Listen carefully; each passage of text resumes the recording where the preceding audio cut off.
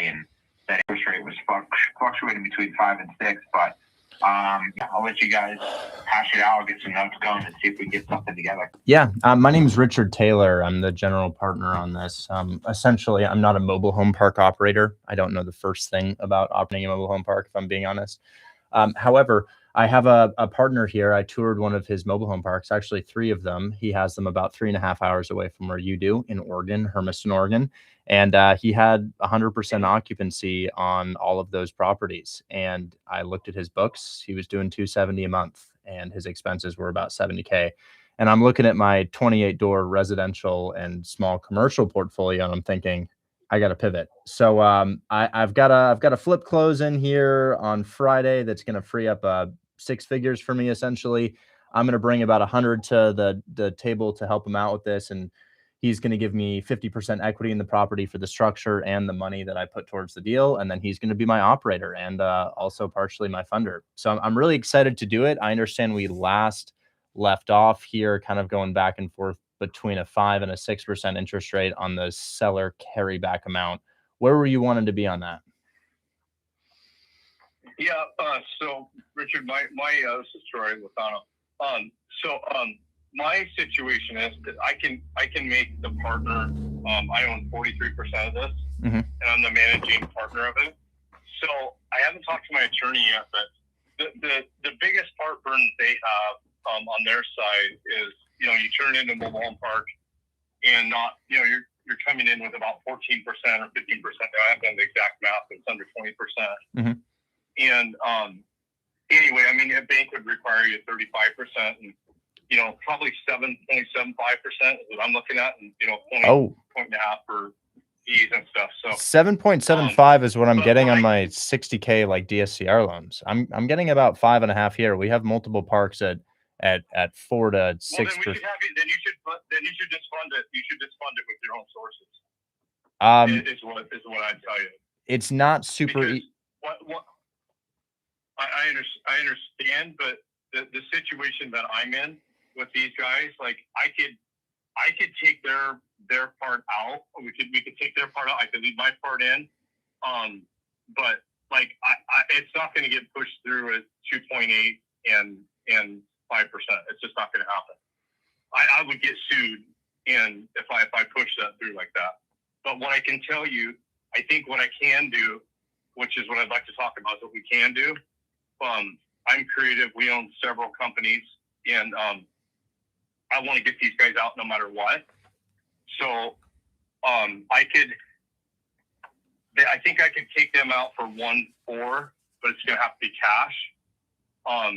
So maybe I've never operated a mobile home park either, but I've thought about that. But the partner that I'm with, he does not want anything to do with the mobile home park. So I think the deal's dead. I'm just going to say it. I think it's dead. I don't think anything's happening here. This is not what we talked about. Do with it, so or to even be holding on unless you're going to cash them out. And frankly, like I mean, you definitely are going to have to bring more skin to the game. If we did get them to finance, it's going to have to be more than 15%. Okay, so I think we're at 18% right now. I think 500 towards through 2.8. But are you saying you want me to bring 1.4 million to the table instead of leaving the note in place? Why don't we just take over the note? I just did it on a $2.1 million purchase. Because he's not going to let you take over the note at that. He's just not going to do it. And I'm going to get. So he has a property that's. I don't understand. Your partner has a property that's bleeding $7,800 a month on a mortgage. Why can't we take over that note for them? Because he doesn't. I'll jump in real quick. He's objecting to the use of the park as a mobile home park. In the case that it defaults, he doesn't want to take back over a mobile home park. So what does he want to use it as? Like modulars? Yeah, RV park essentially, and I'm pushing back on that, right? Like, hey, that's we don't really have a say in what you do with it, and honestly, if he gets it back, he's getting back something that's more developed and is a higher and best use. But that's the feedback we've got from. Well, here's the thing. So when we're talking about an RV park, we just visited this guy's park. He had half occupancy before he purchased the property. The reason he had half occupancy is because he was doing nightly stays as an RV park, which invited a ton of crime, because you have to understand there's no vetting process for a nightly stay. So if you use this thing as an RV park, you're inviting in all types of different characters, and then you also have a seasonality aspect to it. So you have higher crime. The police are going to be there more frequently, which is going to drive other tenants away from the property. And then you're also not going to have as high of occupancy because those are truly mobile vehicles, whereas these things cost $5,000 to $6,000 to move. So I mean, all of the houses are brand new. They come from Clayton Homes. My partner is partnered with Clayton Homes. Clayton Homes puts the properties on the lot, and then we have the tenants own them, so we don't have to manage them. So he's not inheriting houses either. He's literally inheriting slabs of concrete which have tenants in place, and we can show proof of every other park being at full occupancy, cash flowing, and in perfect condition. So I don't understand the perceived risk in taking over the debt when we have legal precedent that it's okay to do so, and that it's currently bleeding money per month. I'm not fully understanding, but what I can say is that I can make the 6% interest rate work. So if that's something that you were previously willing to do, there was a little bit of a discrepancy in my monthly payment when we figured out about the note. However, if that's a deal breaker, I don't want to let the deal go. I want to make something happen. We're close geographically to this property. So I'm happy to come up to 6% to make this work. So and then did Brett tell you this goes like on, so we both have a deed of trust. His is with the bank. Mine is, my deed of trust is for, I think 1.2 million, is it, Brett? On the. Yeah. You said I think I have 1.2 to yourself. Yeah. But yeah, to myself. So, and that's gonna, I talked to, I've got to call into my CPA. He couldn't call me back until Friday at, I think it's 7 a.m. Hawaii. I'm in Hawaii, so 7 a.m. Hawaii time. But I've got to figure out what I can do with that. Like mine's reported at 12%. And like, I have to, like, I'm not going to not at least get 12% on, if I leave my money in there for 6 years. I'm making 20+% on other investments.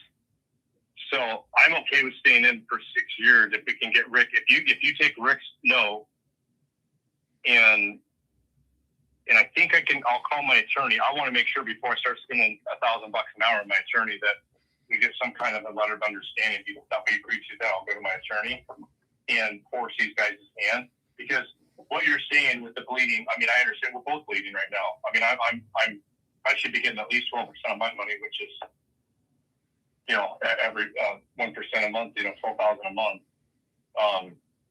So yeah, I want to figure out how to make it work, Richard. So that's the obstacles that I'm up against. So it's. Do you have any creative ways to do it? So would you say the main objection is the use of the property as a mobile home park? Would I see that being the secure use of the property, or would you say that it's because I'm not fully understanding. It's the funding. So it's the funding. So you're basically buying the property with our money, and I mean that's any bank would require you to put 35%. That's not true. We're looking at 20% down with financing. If you'd like me to merge the lender on the phone right now, I can merge in the lender. It's that getting financing on this is a pain and a half to do so. I've already kind of run over this with Brett, but we're not looking at 35% down with the bank. We're looking at 15 to 20% down. If you can get 20%, then let's do that, because that's going to be. I'm not going to be getting a loan to purchase this property. Where I'm at right now is 2.8 million. I'm happy to put down the 500,000. That's pretty similar to what I'd be putting down with the bank. And then we can do the 6% interest rate with the 5-year term. But I cannot go above that amount. Yeah, I don't. Yeah, okay. If that's your final and best offer, then you're wasting my time and wasting yours. I can't do anything more than that. So Brett, really quickly, about a week ago, you said I got one seller on board. Am I speaking to that seller right now? Yeah, Rick, we were on board at 2.8 with the 6% interest rate on a 5-year term. Great, let's do it. We had talked about that. Now, obviously, there were some objections over the use of the park. I'm pretty sure we can overcome those with the particular structure. But I think what develops between now and then, since we last spoke, is that the loan that Troy, who you're talking to, has on the property, it's going to go to 12% in July.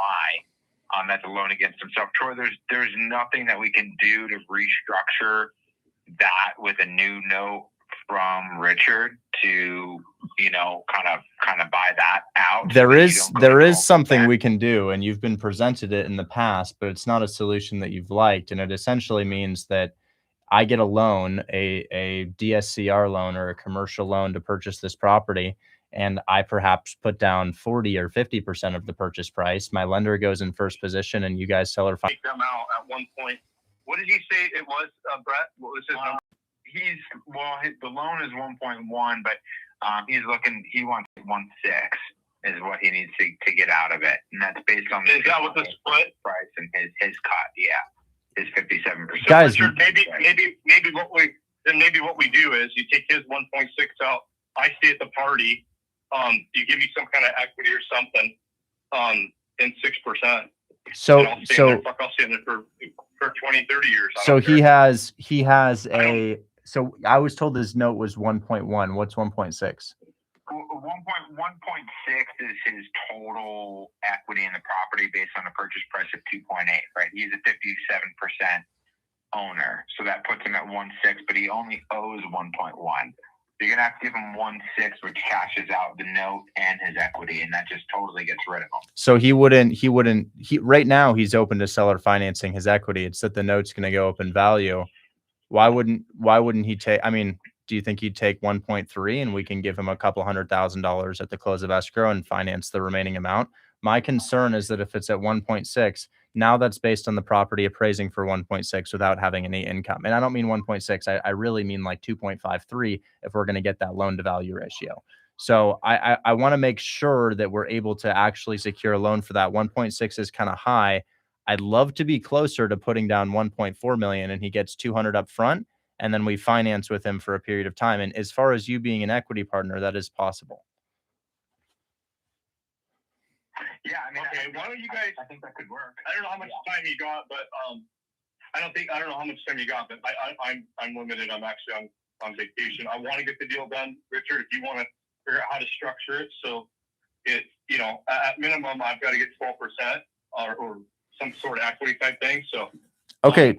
I'll send you a new structure. I'm going to send you a new structure, and it's going to come with bank statements and fully occupied parks, because this new structure is going to be based on you guys being in second position. Understand that the only concern with being in second position is that if you guys get foreclosed upon, the bank takes it before you take it. So that's not going to happen if we can show documentation that, hey, we're making the mortgage payment every single day, no matter what. Yeah. I understand. We have to take them out if it goes into foreclosure. Well, Richard, let's do this. Let's also look at another structure that just removes the other partner, Rick, from the equation. Oh, he will be, yeah. Bring another partner. So I'm Richard, we do not want the other guys in. They've been a pain in the ass the whole time. Okay. I will pay them off. They're dishonest. They're non-responsive. Yeah. Okay. So what I'll do is I'm going to send you a structure surrounding $2.8 million with a down payment that covers his end, probably coming in at 1.4 million. He should get 300,000 liquid from that. And then I will propose a seller finance arrangement for your remaining equity. Brett, I'd need you to text me what his equity is, because there's some sort of split here. So I know it's not as cookie cutter as purchase price minus loan minus. He's 1.2. So the partners are 1.6 and 1.2 respectively. I don't know that he necessarily, maybe we can come in and give Rick less than the 1.6, like you said, maybe give him 1.4, and that gets rid of him. Maybe I think there's a chance he would, take that and just walk away. But we'll have to go. I don't know. It could be a little higher. Okay. I can give him third time this deal structure has changed. Oh my God. Okay.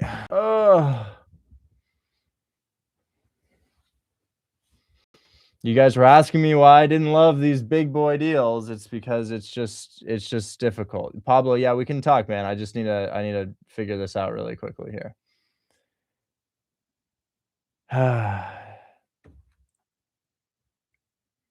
It's still on the table, guys. It's just that's not what we talked about, and it's okay. I can structure it to make it make sense. I'm gonna tell my editor to clip this really quick.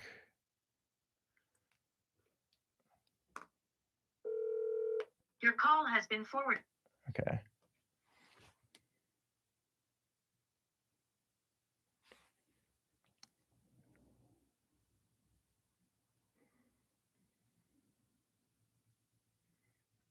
Okay.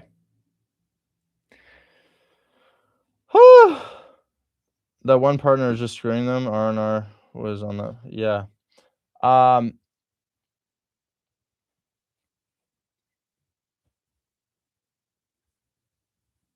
Where's the guy who wanted to come up? The seller finance guy. What was your name? Oh, there you are. Okay, sounds like he's in a tornado right now. We'll talk in a bit. Yusuf, yeah, you can come up. Guys, don't worry. I will I'm gonna bring up the people who I said I would bring up, but we gotta get this offer structure out really quickly. Okay. So if he wants 1.6 down, that 1.6 is probably gonna be at a 6% interest rate from the bank, and it's gonna cost me $9,500 per month. 1.6 out of 2.8 is 57%. So we should be able to get that. If it appraises for that much, that is. I don't really know if it will. And then we have to seller finance the remaining portion. And the way that we'd seller finance that is 1.6 is down. That 1.6 just goes to one partner. And that's also including a down payment that pays off their loan and it gives them a down payment. And then we have a seller carryback of 1.2 now, right? 1.6 plus 1.2 is 2. Yeah, 1.2. So we have a seller carryback of 1.2 million. Now we have to structure payments for the seller carryback. I'll probably keep payments where they were before. Maybe I'll try to get myself a little bit of a deal because they switched up the terms on me. So we're probably looking at,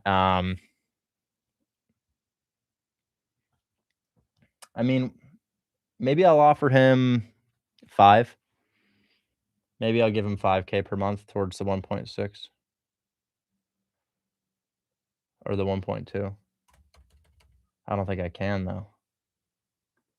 He wants 6% on his money. I can't seller finance with him at 0%. Obviously, he won't go for something like that.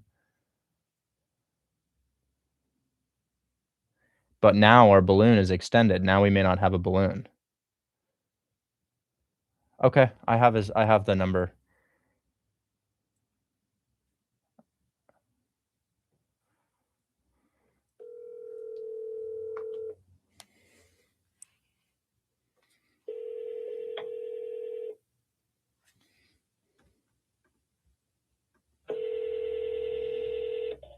Hey, Richard, you there? Yeah, I have a new offer. It honestly didn't take that long. Here's what I'm gonna do. Okay. If I get 1.6 down, your other guy who I just talked to, he needs to understand that 1.6 is going to be on market interest rates. So essentially, that's going to come from a lender, and it's going to be on market interest rates. That's going to cost me $10,000 per month without taxes and insurance. So we're kind of going over budget here, but I won't have to throw up any money to get into it, so it should be okay. But I think he's going to push back, but my payment just gets too high at 6%. I'm proposing to him that we just do 5% on perhaps a 10-year term with him. And we put his equity at 1.2. So we have a $1.6 million down payment, 1.2 financed at 5% over a 10-year period of time. His 1.2 is going to turn into 1.75. He's going to get $550,000 in interest payments over that time. Right. So yeah, that's what I want to hit him with. I think he wants 6%, but my payment goes really high at 6%. I can give him 6% on 1.1. Right. I think with the other issue too, I don't know if if I'm understanding this part correctly, he borrowed money from himself, and that turned into a 12% rate in July. And he's like, so I need to be able to cover that. And so there's got to be a creative way that he can restructure that money that he borrowed from himself. So I'm just trying to figure out what that is. And a lot of that's probably going to be on his side, right? If he wants to do the deal, maybe he's got to restructure the money that he borrowed from himself at a lower rate. You know, like he said, he's like, I want to get my money out or be getting, 12%, 12% on my money. But, we had originally talked in the 6%, 2.8, like everything was good. But then he brought that up. I was like, well, I don't want to carry it for that long because my debt's going to, change. But here's the thing. I mean, I think he's open to doing a deal. I think he really wants to just get rid of the other partner because the other guy's a pain in the ass. So let's just see what we can come up with there. I mean, the 1.6, he came with the 1.6. I don't even know that would, I don't know if he would want that entire payment to go to the other guy to just buy him out. Maybe it would. He said he wanted him out of the deal.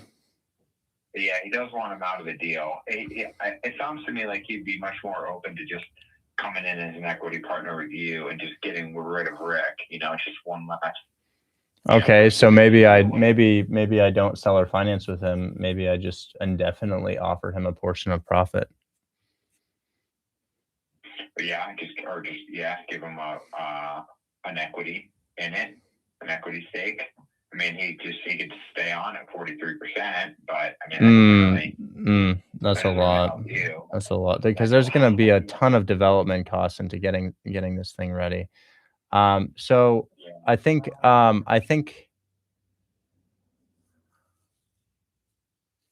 if you came in at 1.6, I mean, in theory, he should be getting 43% of that, but he's willing to forego it.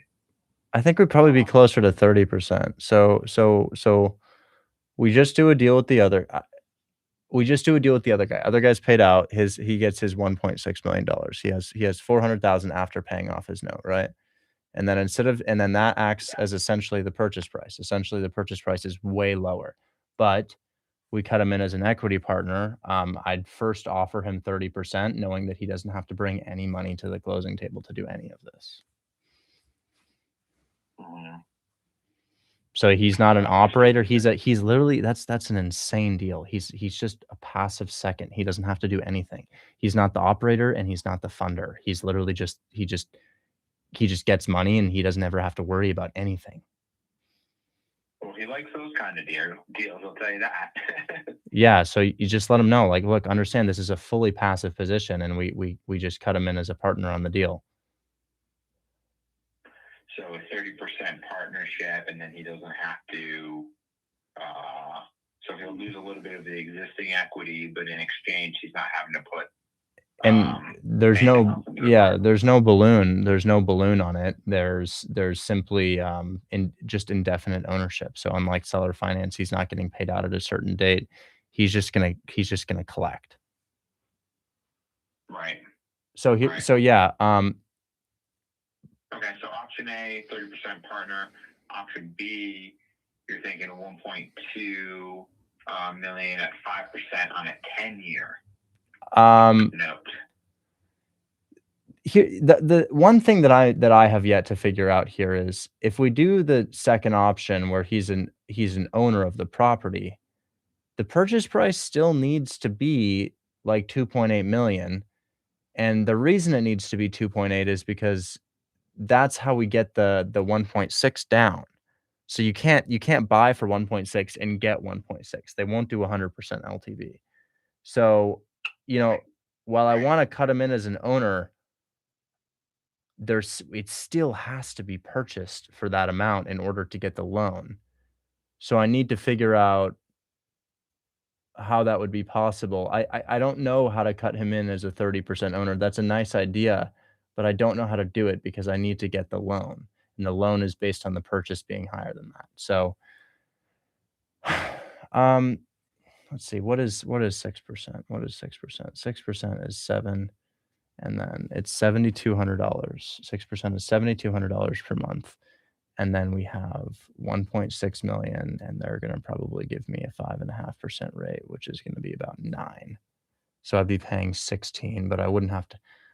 Okay, why don't we just tell him this? Why don't we just say, we'll pay off your partner 1.6 million, and we will go ahead and finance your 1.2 million at 6% interest.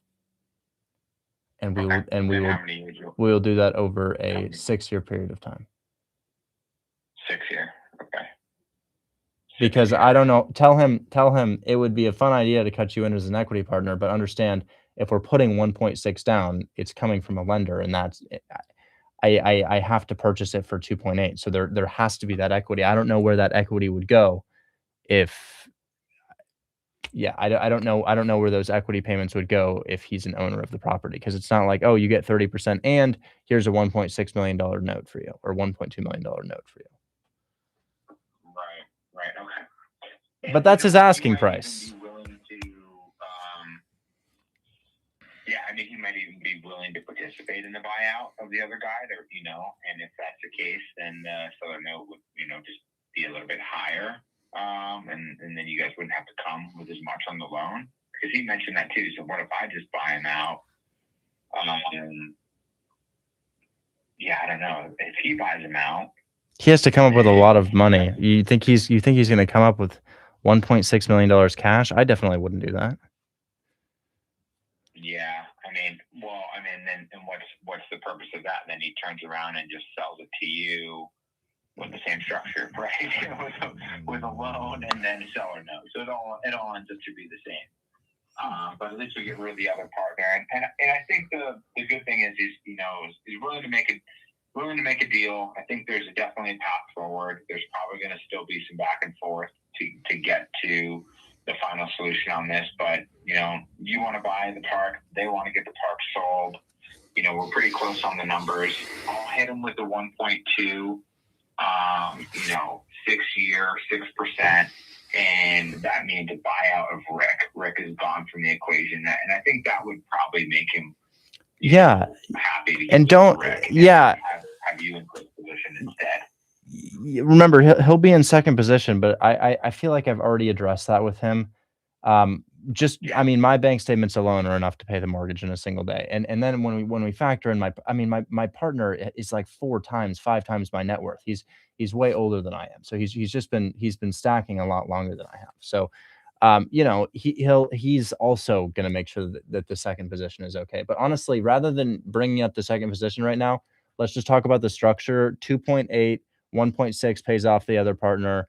We have a $1.2 million note financed it for at 6% for 6 years. Now you're saying that the partner I just talked to has kind of a loan from his own company that is going to jump to 12%. That's what he's saying, yeah. But and I can't help but think that there's a way for him to rework that. And he said he's got to talk to his CPA and his attorney and his financial people to figure out how to redo that. And I think there's a way forward, because it's his own note, right? You just follow it against the property. And here's the thing, he's already in second position. So nothing changes, he's already behind the other partner who has an actual loan with a credit union against it. So he's just getting a stronger partner out of the deal and a path forward to getting paid out. So I think that works, because right now none of those exist. Okay. Yeah, let me know what he says to that. That's his asking price. He's getting his 6% and he's getting his really, really high down payment. Yep, exactly. Yeah. So, let's do that. Let's get rid of Rick. I'll pitch that to him. And yeah, I'm pretty sure we could figure out how to get this, get this dialed in and get this written up. So get you guys moving along. Okay. Yeah. Just let me know. Is it okay if this acts as the new offer, or do you want me to send it again? Do you have it written down? Yeah. We're going to stay at the 2.8, but we're just upping the down payment to 1.6. and then we're going to do 1.2 million seller carry, 6%, 6-year, and that's only with Troy. So the other partner, the whole trust acquisition, all that goes away, and it's just a much cleaner structure doing it this way. Yeah, that's perfect. Okay. Yeah, what I'll do is I'll talk with him a little bit more. Like I said, probably won't hear back again today because he's got some family stuff going on, but we'll get this dialed in and I'll get it over to him, and hopefully we can get back on tomorrow and iron these out. Yeah. I thought we were losing the deal for a second, but yeah, let's see what we can do. Yeah, no, we'll make it work. Like you said, he told me, he's like, I'm not trying to figure out how to not make a deal. He's like, I want to make a deal, and you guys are definitely financially qualified and got the ability to get this thing going, so we'll make it happen. Okay. Thank you so much. Talk soon. All right. Thanks, buddy. All right. Yeah. Bye-bye. Wow. Okay. I'm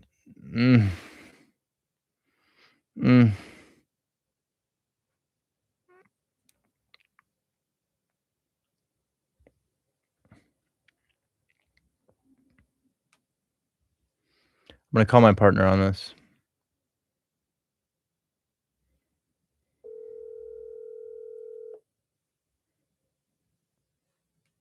Thanks, Jason. Hey, how you doing?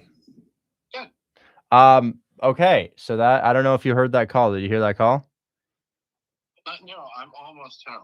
It did not go as I anticipated. What happened was the partner shared with me that he really didn't like his other partner and that he needed to get that guy paid off, so he was out of the deal.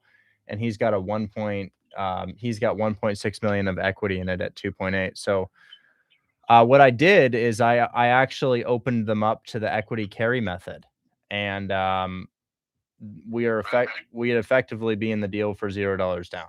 And what the purchase is looking like now is 2.8 million with 1.6 million down, but that 1.6 million comes from a lender, which I believe you may have.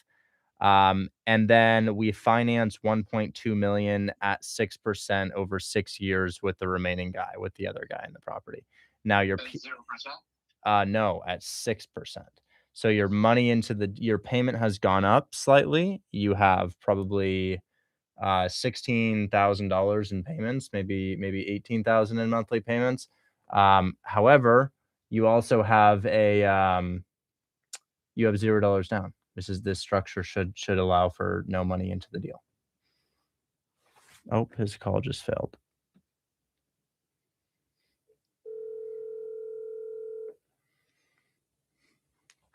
Yeah, sorry about that.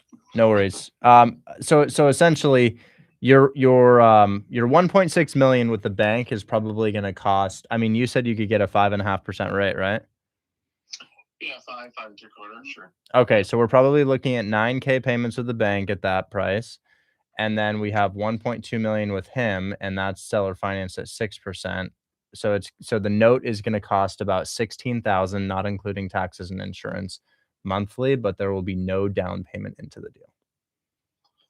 That will be desirable. Yeah. So yeah, that's where we're at now. We still have to get it approved. Awesome. We just had a messy conversation, but yeah, well, that partner's sneaking in the back half and saying, "Hey, I took a loan," doesn't help us when we're negotiating.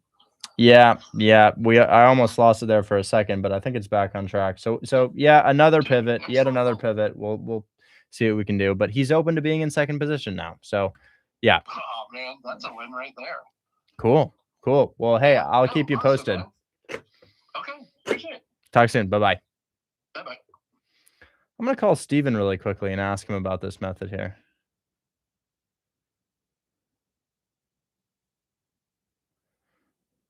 Let's give him a call.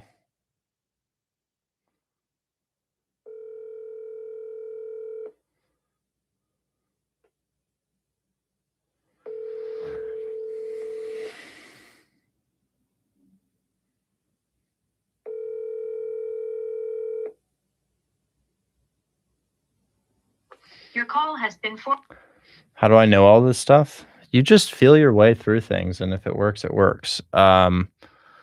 Now, as far as how I understand seller financing and equity and interest rates and cash flow, I have been structuring seller finance deals for like 3.5, 4 years. And yeah, so all these people in the chat, you just heard one of the higher level conversations we'll have. I know, neither did I, Chandler. I was just breaking it down. No animosity. I thought it was a great comment to make content on. That was not a problem at all. I thought it was a good question. But anyways, no, school didn't teach me any of this. But somebody says, "Do you need a helper?" Bro's like, "Listen to the tornado I'm in." Do you need a helper? Well, all of these people in my Discord are deal finders, man. Like, we got 9,000 people here. Check this out. Right now in my live stream, I think there's only 246, but these people here are deal finders. They find deals for my company, and we get to sell them on their behalf. So if you go to my third to last video, shows 8 deals closed in 7 days. And when I say closed, I don't mean, oh, we got it under contract. I more so mean they closed. They paid out, done, closed. Closing statements, notary, done. So we did 8 in 7 days, closed and paid out. The majority of that goes back to the students, and I keep 40% of it. So it's a great little model. I teach you how to do it. You acquire it. I sell it. I transaction coordinate it. You keep 60%. I keep 40%. And all of these people here are participating in that business model with us.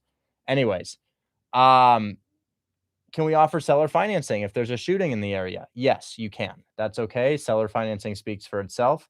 What if it needs some work? Only if it needs a little bit of work. The owner had some objections concerning interest rate despite offering over the asking price. I tried to explain everything, but he still has objection. I told you you're my partner. Yeah, we could probably call him. We could probably talk to him, but I'm gonna bring up the people. So where's Just V? Because Just V, we were supposed to do deal of her choice plus email and phone call right now. So I was supposed to work with Just V first, but we had a really important phone call that we had to address. So Just V is the person I'm working with next. Sorry for the delay. And what's your name, by the way? I'm Veronica, but I go by V. V. Perfect. We'll go ahead and get that done for you here shortly. Let me see if there's anybody else I have to bring up here. Ooh, there's a lot. Okay, so we have Cruz. Cruz is supposed to come up today. Yes, you can, Malik. Hopefully I said that right. But we have Bilbo.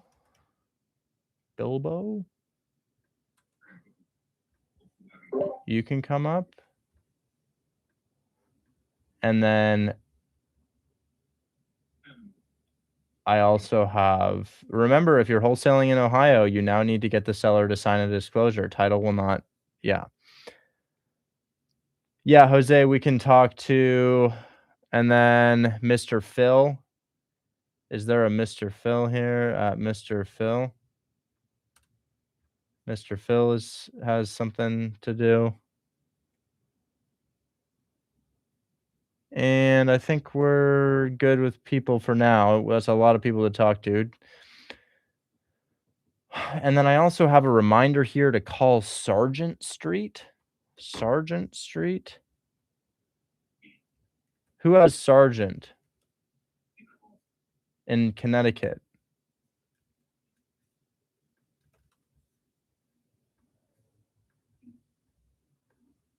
I'm going to check that really quickly here. And then we work with V. Okay, Sargent, Sample Trust, below, Sargent Street. Richard, he has 2 months of, so you want to pay for this, take it over 60,000. Hopefully we can make this. But dog, he doesn't have 60K in equity. Hold up. Sorry, V, I'm going to make a call really quick, then we'll talk.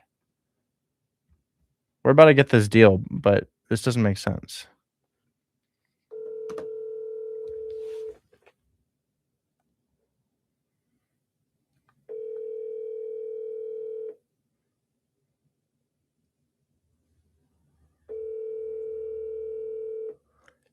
I want to be your executive assistant. What is an executive assistant?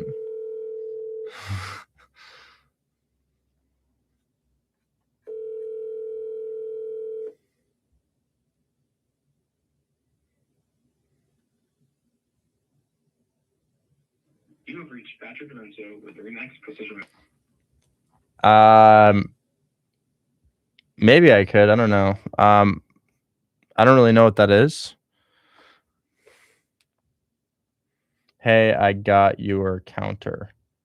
I can pay for 3 months of back payments and get your client. Bear with me. 475. What did I offer? I think I offered him 30 down and get him 20K. Get your client an additional 20K. That's more equity than he has in the property now. The email reads, unless you want to pay back payments, he needs 60K down. But he doesn't have that equity to start with. This makes me think that if I pay his back payments, we can get him 20K, given that he wouldn't make that anyways. If he does have back payments, he's in pre-foreclosure and his credit is being wrecked daily. We need to stop his bleeding ASAP.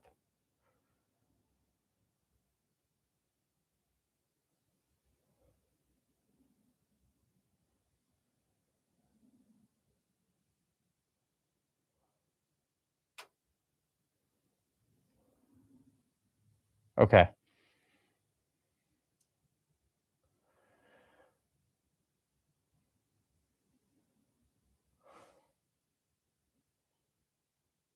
And then is Mike here? Mike, are you around? Mike, your deal is in escrow now. We got the loan approved and everything, so we're gonna get that done. My face just got all hot all of a sudden. What's going on? Okay. All right. Time to knock out these questions, guys. I'm pretty sure we're all done with things. I'm gonna work with Just V first. Okay. Now, Just V, when it comes to pulling a deal in just a matter of phone calls, it's probably a cash deal. And the reason I say that is because, you know, it's pretty unlikely to be able to do a creative finance in just 1 or 2 phone calls. I mean, I can look and I can see, and I might have some follow-ups that I could do that could yield that. In fact, I do have one in mind. That we could call for you. So I had this deal in Texas. It was in Texas, and it was in... No. Was it this guy? Golden Briggs? I think it might have been this one right here. Oh. Is it this guy? No. But I offered on this 56 days ago, and it still hasn't sold.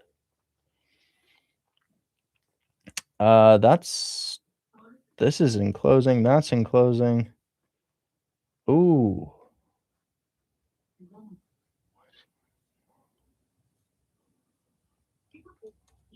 No. Yes, it's this one. And then I also have Eastburn. Okay. Yeah. Okay. I have a call for you. This is a seller finance fourplex. I spoke to the agent 3 months ago. He said he was under contract, but they're back on market, so it hasn't closed yet. So I'm going to call him back. Wait. Here we go. This is a follow-up, guys. Let's see if I can get something.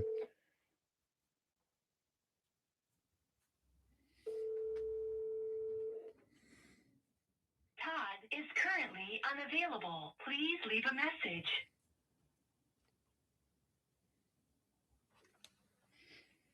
I'm going to text him. Hunt Street is active again. I made an offer months ago. We almost came to terms.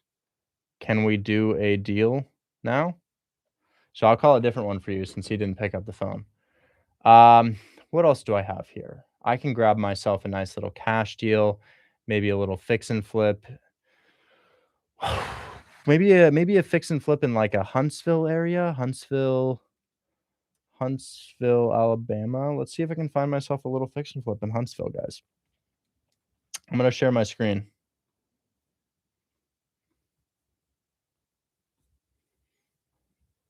I'm working on that. He never answers. My deal from months ago. Okay, let's see what I can find in Huntsville, guys. I don't know this market. I'm going to see if I can make something happen. So I'd like to put in a minimum or a max price point of 150 just to kind of see what's here. Yeah, not a super common price point here. Let's go to Memphis. Actually, I love Jacksonville. I like Jacksonville a lot. Let's go to Jacksonville, see what we can find. So, guys, I'm going to try to find a fix and flip here. This is on behalf of Just V. We spun the wheel yesterday, and it landed on deal of your choice plus email and phone call. Now, if I'm going to be making just one phone call for her and seeing if I can get a deal, I don't think that'll be a creative call. Creative calls require follow-up, lots of follow-up. Cash deals are less likely to sell, but it is possible to get one in just a few phone calls. Now, how am I going to do this? Well, I'm gonna actually find out where these houses are being flipped because I don't know Jacksonville very well. So I'd like to find out where these houses are being flipped. Let's put in a max price point of 70,000 to see where the shitty houses are. Pretty much everywhere, huh? Okay. Now let's put in a minimum price point of 200,000 to see where the nice houses are.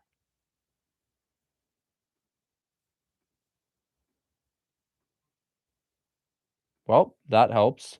Let's put in a maximum price point of probably 300,000 so that we don't see I just want to know where these average houses are. I don't want any of the multi-million-dollar properties. Okay, so a lot of good things happening in here, it looks like, and here, really all over this area. You have these. Okay, let's try to narrow this down a little bit. Let's do maybe $200,000 max, and we'll do 150,000 minimum because that's a price point people really like to flip in. So this looks like one of my biggest clusters in the area. Also over here, a lot of really good looking activity going on. I like this though. So I'm going to start with this area right here. It seems to me that if I can find a distressed house in here, the ARV will be pretty good. So I'm just going to draw around this area right here. You can see a lot of these high-priced houses. Scrolling through a couple of them just to see if they're flipped. Yeah, you see that, guys? How did this house get in this condition? How does it look like that? Can you see my screen? Is that working? You do have to be a VIP member, Kenna. Yes, I'm giving away. I will be giving away 70K cash or a Corvette. But we're trying to hit a 2,000 members in VIP. Okay. Now, this is a really good sign, guys. Do you see why an investor might see profit when they see something like this? Because all of these houses are updated, guys. This is how did the floor get like this? How did this floor get like this, guys? Right? How did they do this? Why does it look so nice? Well, somebody came in with some money and they flipped it. So these are all fix and flips, guys. And this would suggest that if you're looking in this area, you can find somebody who has a distressed house that'll sell for significantly more.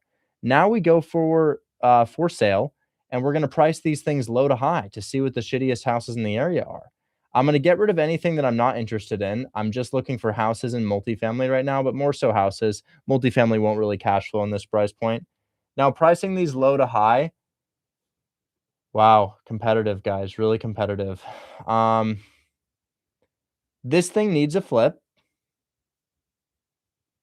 This thing is listed for 150, and it definitely needs a flip. Come on, that needs a flip here.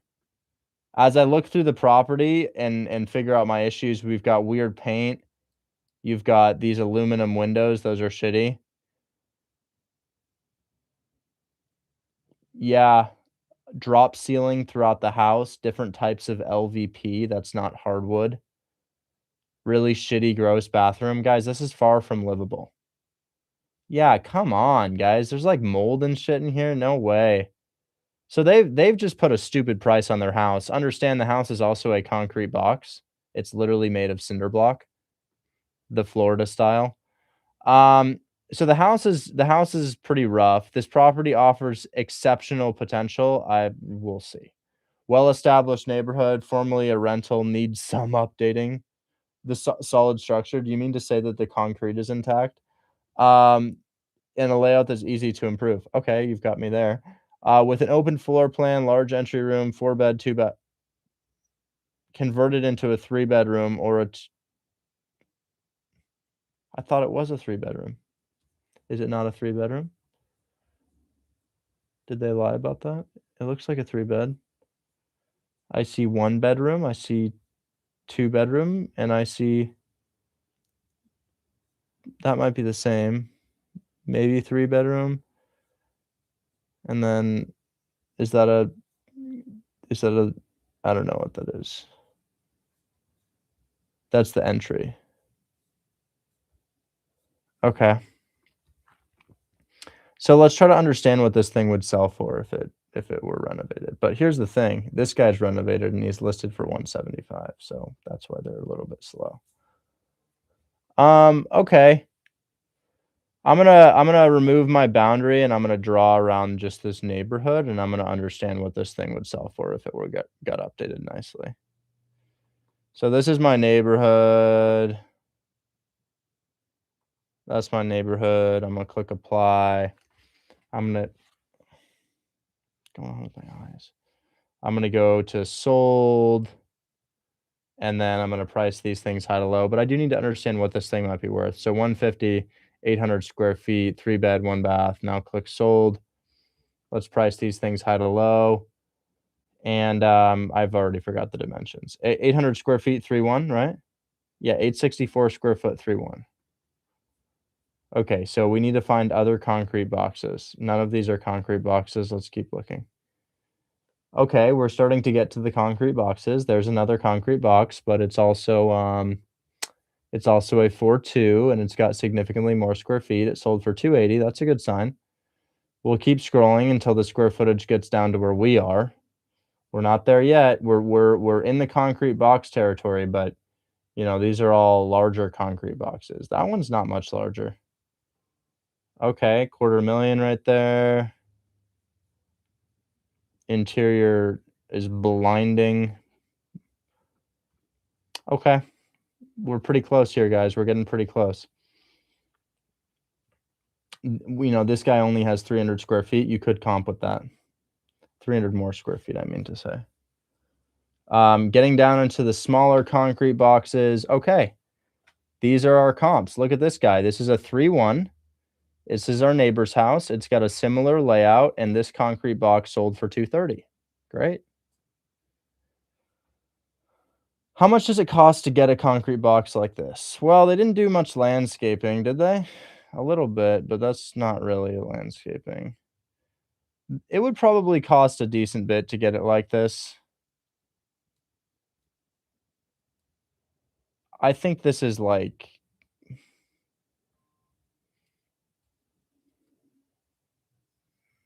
might cost like 40 or 50. I'm going to say 50. It probably cost me we'll go 45. It's not awful. Probably 45 to get here, and it sold for 229. Okay. So, this is my comp. Let's find out when it sold. Is it recent? Yeah, kind of. Well, not really. It's about a year ago. About a year ago, it sold for 229. Okay. Yeah, so your ARV is going to be about 230, and that's really obvious here. That's really obvious. So, and really, I don't even think that high. I think 220. Those are all the comps we need to see. So now let's call the agent. So I mean, if you buy it for 150 and you put a solid 40 into it to make it really nice, you're in it for 200 and then you sell for 220 and then you lose money. So that's not going to work. So 220,000 multiplied by 0.7 is 154, minus about a 45K rehab is about 109. Yeah, we should get this for 100 if it's going to be a deal, guys. It really needs to be for 100 if it's going to be a deal. Okay, let's find out what they bought it for and what they owe to see the likelihood of them accepting an offer like that.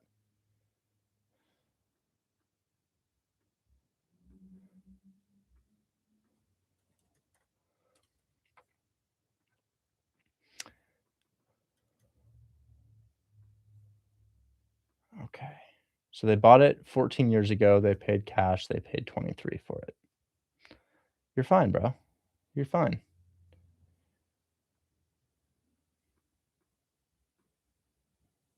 I think you're okay.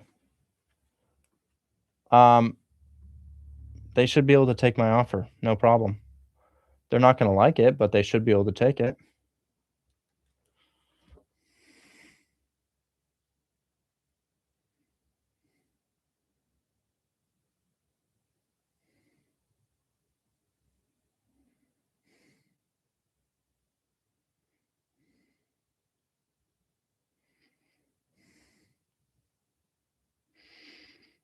Here we go. Hi, if you record your name and reason for calling, I'll see if this person is available. Richard, buyer for Grifflet Road.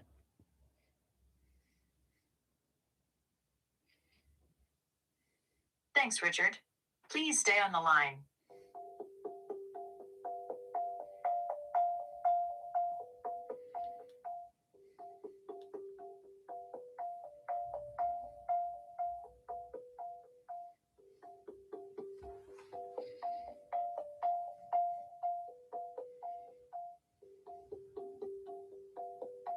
I'm sorry, this person is not available.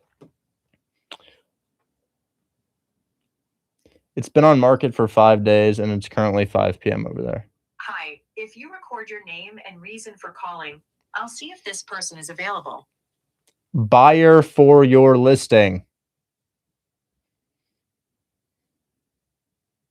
Thanks. Please stay on the line.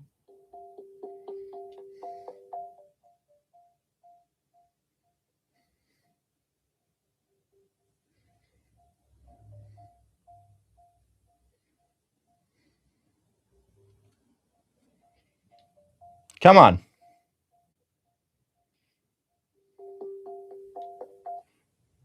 I'm sorry, this... Okay, so we're going to text her together. Let me get your phone number in my DMs, okay?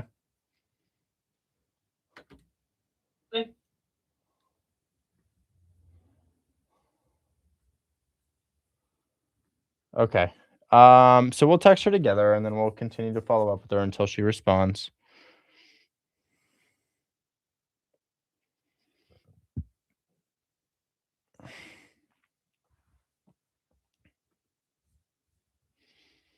Hopefully that's her actual phone number. Yes, it is. Okay, cool. And then let's grab your phone number. Perfect. Okay. So I'm going to say, I'm going to tell you what to say just in case I don't respond because my text moves so quickly. But I'm essentially going to write out everything to say here and what to do for you to get this done. And I'm happy to continue to help you with this thing if you just come talk to me. This thing just might get buried a little bit in my text messages. So I'm gonna start the outreach. I'm gonna tell you where you need to be, and then we're gonna go from there. Okay. Sounds perfect. I appreciate it. All right, guys. Let me restart my camera. It froze on Discord's end. Just a sec here.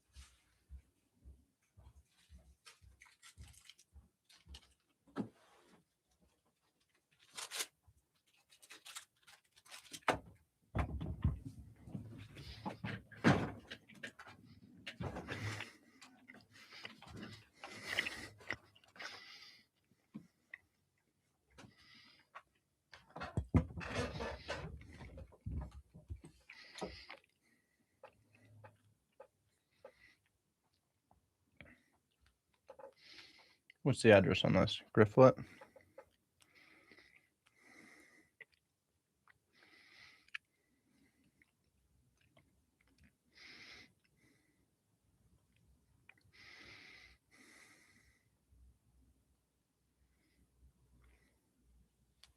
Okay. So at some point, you may have to hop on the phone with her. And here's what you're going to say. So essentially, I have some comps on this property that I have pulled off of Zillow. And the comps are, come on. The comps are these. Check this out. I'll also put this in your inbox. You got houses like this and larger than this selling for $230. The level of rehab on these houses, if you look them up on Zillow, and I'm going to write this out for you. It would cost about 40 to 50K to get this house into the condition of flips in this area. Larger houses are selling for $230,000. We'll likely sell for $215,000 to $220,000 given our square footage.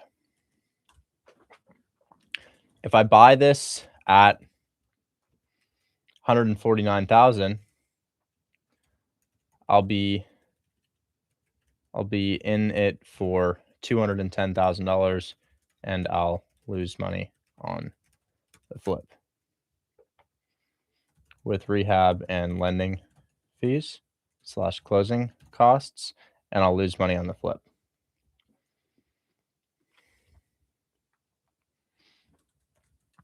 I want to make 40 to 50K on a project like this, which puts me at 105K for my offer. I understand that your client may not want to go this low, but it's not, or I'm going to say, but if you position yourself the way I have, we can get it done. In quotes,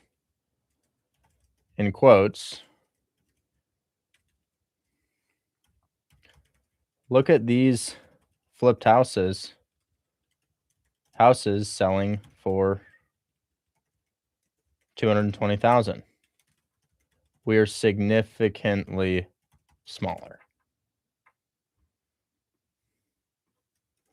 That means we'll likely sell for $215K. If a buyer buys this to flip it, that's the only buyer we could get. They'll be underwater at our asking price, given a 50K rehab and a 6% realtor fee on the back end. Your neighbors' houses have sold for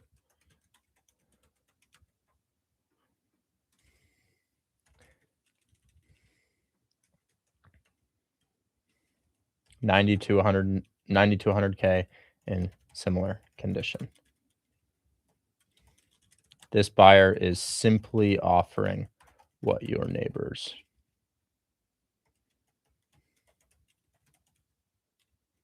houses are selling for.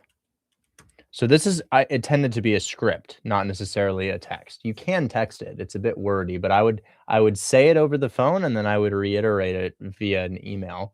Now I'm going to grab the comps that kind of illustrate where they need to be in this area. So let's go from for sale to sold. And guys, I'm going to grab some proven comps.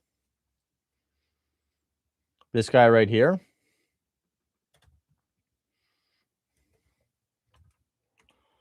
Sold for $100K.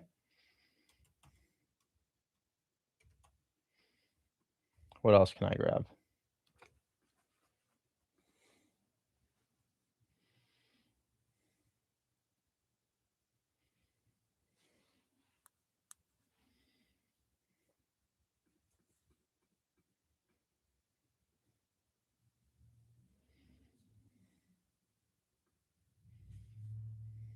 This sold for 87K, 87.5.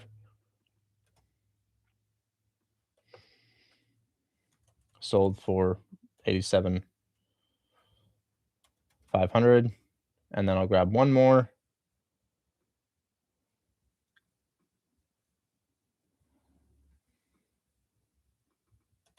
This sold for 100K. Sold for 100K. And then I'll grab one more just to really drive home the sale here. Sold for 113K. These are all within 0.2 miles. Okay, so you have your entire negotiation. It's going to go like this. Hey, I want to offer 100K. My client would never go that low. Totally understand. So are you guys kind of looking for a buyer that buys at 150? That's right. Okay, so I buy at 150. I'm in it for 160 with closing costs and holding costs. Then I put 50 in it. Then I'm in it for 210. Then I sell for 215 and my realtor charges 6%. Now I lose $4,000. Are you guys kind of looking for a buyer that's willing to lose $4,000? Sir, you're barking up the wrong tree. Okay, so here are 4 comps that sold at the price that I'm telling you that we need to be at here, and then here are the after repair value comps. Would it be possible? I know this is crazy. I know it's a crazy tall order, but instead of going to your client and saying, "Hey, this is where the offer is," what if you go to them with the reality here? Hi there, Mr. Client. Did you know that houses in fully renovated condition here sell for 215? Oh, you did? Okay. And you think it's about 50K to renovate this? Right. So it would be kind of hard to find a buyer at 150 who puts in 50K and then sells for 215, because remember, we have closing costs, realtor fees, holding costs, and origination costs. So they'd be super negative if they did that. So it might be kind of hard. Do you understand that if somebody's going to flip this property, it's really the only option we have? You can't get an FHA loan on a distressed property, and you can't get a DSCR loan for rental purposes on a distressed property. So we have to sell to flippers. So if we look at what the houses are selling for and what it rehabs, we're going to lose a lot of money at your asking price. So we probably have to be lower. The good news is I have a buyer who's willing to make that happen. Do you have any objections to the 4 properties I showed you that sold here? And maybe you're thinking that your property, even though it's smaller, is better and might sell for more? If I were a realtor, that's how I'd get it done. Instead, realtor goes to their client and says, "We got an offer at 100K." And they just don't, they don't actually articulate it the way that it needs to be articulated. Because if I were sitting right in front of the seller and I was like, "Hey man, this is what your house will sell for if it's renovated. Did you know that you can only sell to a flipper? You didn't know that? Okay, let me tell you a little bit about loans. If it's a rental property, it can't be messed up. This is messed up. If it's a property you're going to live in, it can't be messed up. This is messed up. The only buyer who can buy this is a flipper." And hey, man, did I already show you these houses that have sold for 230, 220 even?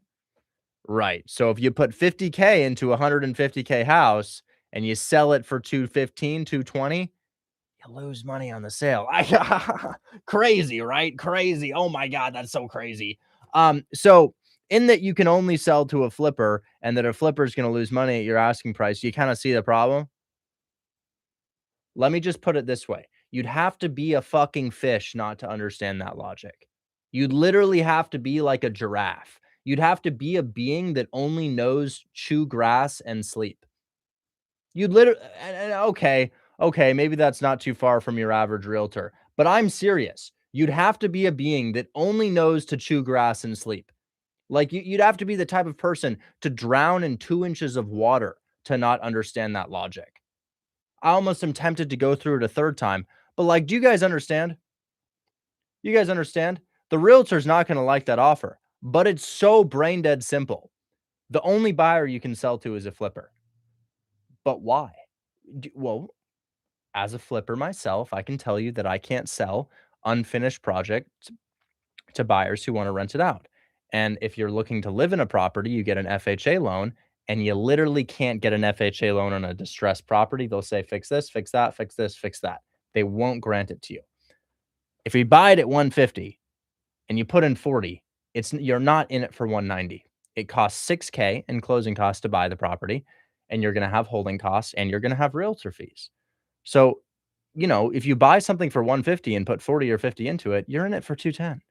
If that sells for 215, you lose money. And you're like, no, you make 5K. No, dude, your realtor charges you 6% to sell the property. You pay for that, not the buyer. So as I said, you'd have to be like a turtle to not get this. So my hopes and prayers is that realtors are slightly above turtles. But we never know.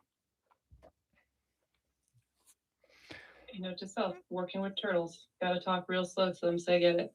It's so simple. You'd think, and you know what's even crazier? Hi there, Mr. Seller. My name's Veronica. I'm with Professional Homes Incorporated. I'm here to sell your home.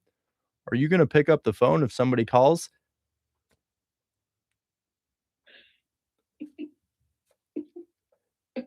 Kind of depends how I'm feeling. Guys, it's 5 days into their listing. I really need to sell my home. I can help you with that. By the way, 5 days into the listing, I will not be picking up the phone when a buyer double dials me and texts me.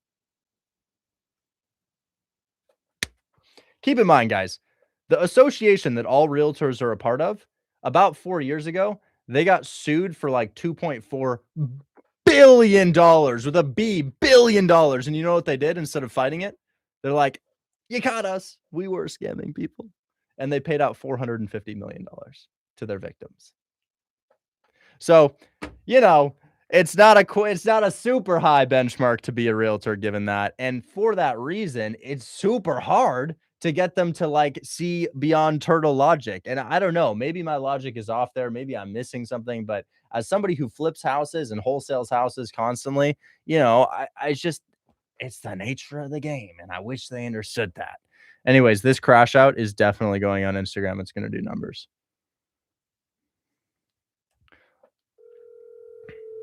How much would you buy my rental for? Hey, amazing realtor rant and fix and flip crash out in the past 5 minutes. I think it would be great to post. Great, awesome, all right, cool. Yeah. Is it a phone call or is it just you ranting? It's me essentially talking through a realtor who's priced their fix and flip way too high and how it's very hard for them to understand the logic surrounding pricing. Gotcha. Okay, past 5 minutes. All right. Also, I just sent Chris the bylaws cartel that you should check it out when you get off. I already saw it. You sent me a video. Oh, that's right. Yeah, I did send it to you. All right. Yeah, no, it's great, man. I love it. Yeah, man. All right, I'll write that down. I'll send it section. Perfect. Okay, thanks so much. That clip is amazing. Gotcha. Bye-bye. Ilya says it's not $1 billion, and you're right about it. It's not $1 billion. It's $2 billion. Their settlement was 418, but the penalty, the initial judgment that they got was, or not judgment, that's the wrong word. Their penalty was $2 billion for the NAR lawsuit. So it was $2 billion. It's just that they said, hey, I get it, $2 billion, but what if we paid $400 million? And that's how it went. Anyways, so I wanted to see if you had any additional questions, just V, about my identification of the property, because it's an awesome deal. If you can get it at 105K, you'd probably make about 5 to 10,000 on the wholesale of something like that. Or if you have any questions about how to continue to work with the agent, by the way, I'm going to help you out as much as I can. If she responds, I'll try to get back, but I sent you all of that message so you know exactly how to handle it moving forward. Oh yeah, I'm super stoked. So thank you so much. I'm gonna try to attack as best I can. So hopefully I can come back and just ping you saying that it's wrapped up versus me like, hey, this person's ignoring me. Well, so if they ignore you, then which is highly likely, you're gonna call the brokerage, and I will drop the brokerage name in your chat, and you just go ahead and look that thing up, and you can hop on the phone, and then hopefully the realtors higher up will make them respond. The brokerage here is called Florida Homes Realty and Management LLC. I'm going to go ahead and drop their contact in there. So I always like to call and say, hey, you guys just listed a house. Is it your normal policy not to pick up the phone, or y'all have an agent who's willing to take an offer? And then Actually, usually, and they said it just went under contract. oh my God. Okay. Well, it's a good one. I'm glad it went under contract. I'm not glad it went under contract, but it is a really good one. So it makes sense. But that means that we identified one that a buyer was like, I need this property. And ultimately it's because there's a lot of flipped houses around there. So what I would do, Veronica or V, is I would go ahead and I'd go back to Jacksonville. I'd put in that price filter of 200,000 and I would see where are the clusters of $200,000 houses. And then what we can do is we can find one that's listed below that amount, and then we can offer even below that. And then that's how you produce a fix and flip deal. You want to look for the comps first, then look for the shitty house, then lowball the shitty house. Then we can wholesale it for 5 to 10K. Show. Yes, that's what I would do. Anyways, save the logic you have in your inbox. And honestly, I'll drop this in the chat, guys, because this is my thought process. My thought process, it's kind of like my checkmate pitch. I reverse engineer the numbers. You know, I talk about, hey, this is what it's going to sell for. This is what it's going to cost. They don't understand why I'm talking about that, guys. When I say this is what it's going to sell for, this is what it's going to cost, why do they care? They don't care. It's like, okay, cool. That's what it will sell for. That's what it's going to cost. And then I pin them. How do I pin them? Well, I say, okay, we've just landed on how much it costs to rehab. We just landed on how much it's going to sell for. What happens if I buy it at your asking price? And then you're caught. You're caught. You're trapped. There's nothing you can do. So guys, land on the ARV with the agent, get the agent to agree to an ARV, produce your comps, get the agent to agree to a rehab figure. And once they've agreed to that, say, okay, cool. Now what happens if I buy it at your asking price? Pause. They already know the ARV. They already know the rehab here. You know, what are you going to do in that scenario? There's, you know, it completely removes the embarrassment that you might feel from lowballing. Do you understand why? Because you say, hey, I'd love to do that. By the way, how do I make that work without losing 10K? Or more so, are you looking for a buyer that's kind of willing to lose 10K? It's just like it's I don't know how else to approach this in such an effective way, but pitches like that are what get agents. I mean, guys, check this out. We use this pitch on this one right here, also in Jacksonville. So if you want to see what's possible for Jacksonville, I want to show you this thing. This will go down in history. This is the best lowball I've ever done. Guys, they were listed at 200. You know what we got it for? 37. Student of Hold My Hand Wholesale used that pitch. It goes from 200 to 37. The house got flipped. You know how much our assignment fee was on that? $53,000. Student kept the majority. $53,000 on that deal. That was also in Jacksonville, Florida, also a fix and flip. So guys, I just want to let you know this shit is possible. It's possible. And right there, we're trying to get a 49K price drop, but we have already done significantly more than that. So guys, if you want that address here, this is the address. Now we have 10K wholesalers. Yes, it is. No, don't worry, man. Only out of 9,000 members, only 200 people show up. So don't worry about that. Anyways, I will drop the script in the chat if you guys want that. And keep in mind, this is a loose script. You're going to have to kind of dance around this, but get this thought process in your head. Yes, live streams are saved. You can go watch this on YouTube, and it's also in hashtag past live stream recordings. I thought that Hold My Hand Wholesale did not buy in Florida due to hurricane and weather issues. Remember, Florida is massively populated, right? Lots and lots of people live there. So we're not necessarily buying rentals there, but we're flipping houses there. And honestly, I love Florida for flipping, and I love Florida for rentals, just not for me.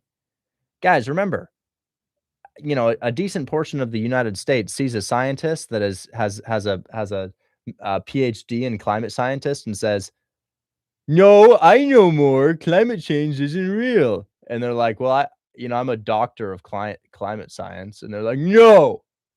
So, you know, a lot of people in Florida don't think that there's going to be any weather issues moving forward. And for that reason, they buy rentals there, they flip there. I don't have any rental properties there because I think Florida is going to experience a shit ton of natural disasters in the next 10 years due to a warming of waters and how that has an effect on hurricanes. And then also, I think insurance is going to go through the roof. I also think that the water is going to rise in Florida. And it's not me, it's just like climate scientists as a whole. But a lot of people don't believe that. So a lot of people still flip there, which means we can definitely wholesale there. We can definitely wholesale there. Florida is one of the best. It's one of the best areas to do wholesale deals, guys. I would say my top 5 favorite markets: Ohio, although we have that restriction now, Michigan, Texas, Florida. Those are pretty peak places. Those are Florida's a great, gosh, it's a really, really, really awesome place to wholesale, guys. So keep wholesaling in Florida. Anyways, we got to jump into some other stuff now. You have any additional questions, V, or are you good to go? Hopefully she's good to go. Okay. I have to make a call. I'm going to try to get a property under contract right now. Let's see if I can get something done. I got a lead today, guys. I have a lead in Detroit right now.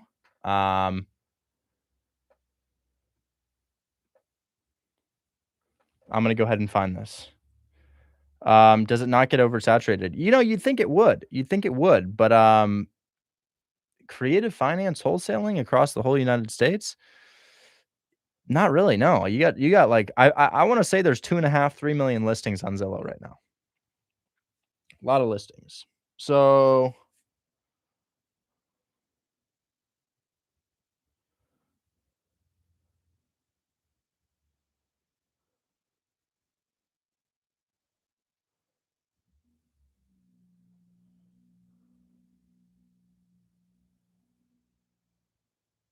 shit.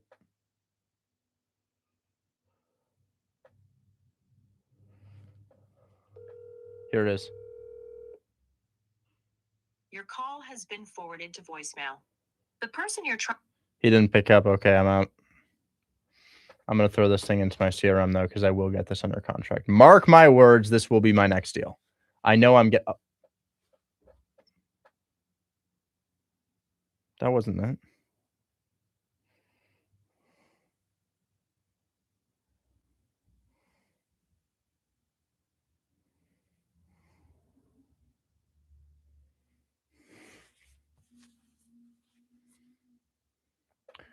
Okay, this is the address.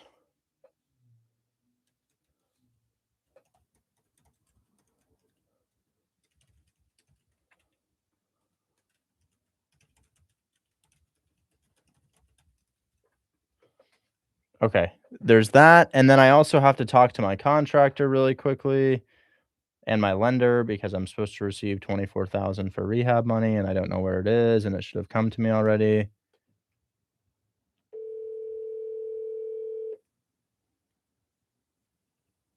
Hello. Hey Dan, how you doing? Good. How are you? I'm doing really well. Quick question. I think I was supposed to get 24 and some change for Sanford that we just closed on. Was that coming via wire transfer check? Do you know? It would have just come. What? I mean, the title company had everything for wire. I'm gonna check. I closed on. Closed. Did they ask for a voided check or like a ACH stuff? I don't really handle any of my closings, but my Tacoma Street LLC, I'm pretty sure I closed in that, right? And I don't have anything in that account right now.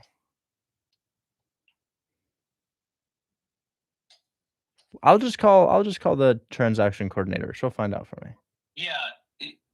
I was just calling to see if you sent it. As long as you sent it, it'll get to me. No. I wired. I mean, that was like a week ago. I know. That's why I was calling. My contractor wants to start rehab, but hey, I'll just call the TC. She'll figure it out for me. Okay. All right. Thank you. Cool. Yep. Bye-bye. I was supposed to get 24K. I don't have it.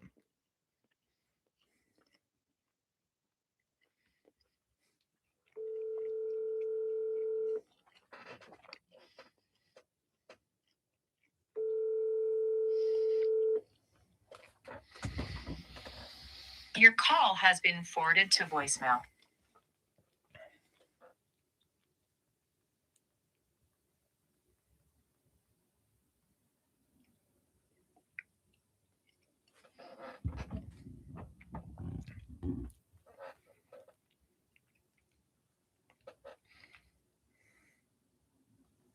Okay, my TC's on it. Okay. I think I'm all good. I think I'm all good with things. Oh, no. One more thing.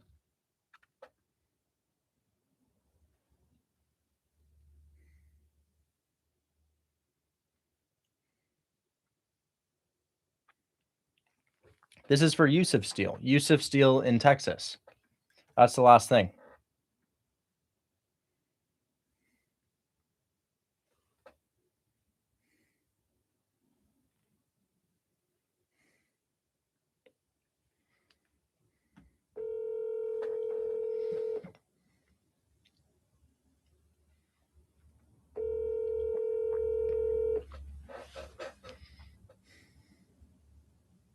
The person you've dialed can't take. He just texted me. Are we going to do a deal on... Okay. All right. Wait, double checking. I'm so sorry. Double checking. And then we had one more follow-up here. One more follow-up. Not you. Maybe you. Not you. Not you. Not you. Not you. Not you. That's kind of relevant. One more follow-up was...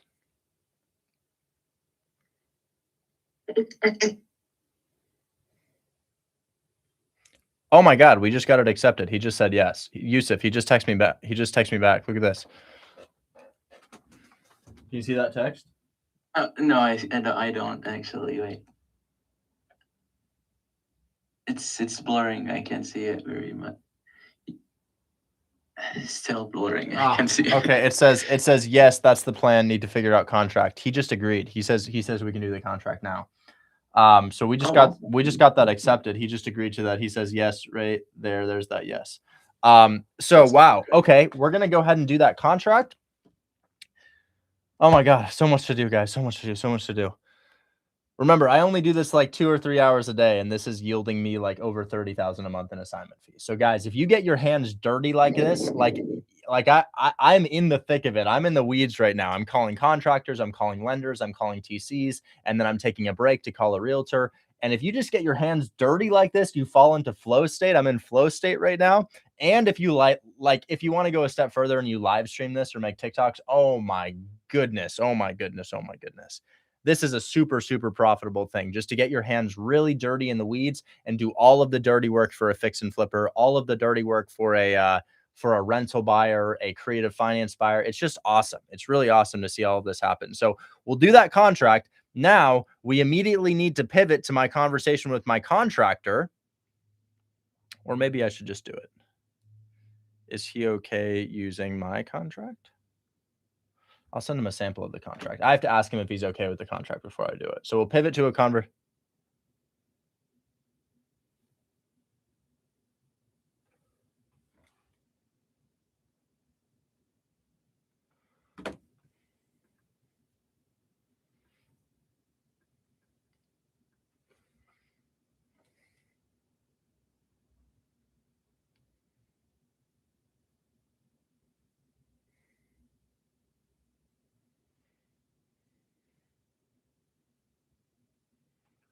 Okay. He's texting me back. My contractor has asked me for my first draw of $9,600 for 11461 Sanford Street, which I'm really excited to start flipping. Can't wait to get this thing done, guys. This thing is clean. So I'm going to call him. I'm going to get his thoughts on it. I'm going to see if we got the water heater, because remember we were supposed to get the water heater from the previous seller. Water heater and HVAC or water heater and furnace from previous seller. So I'm going to call my contractor right now, and I'm going to see if we're ready to go.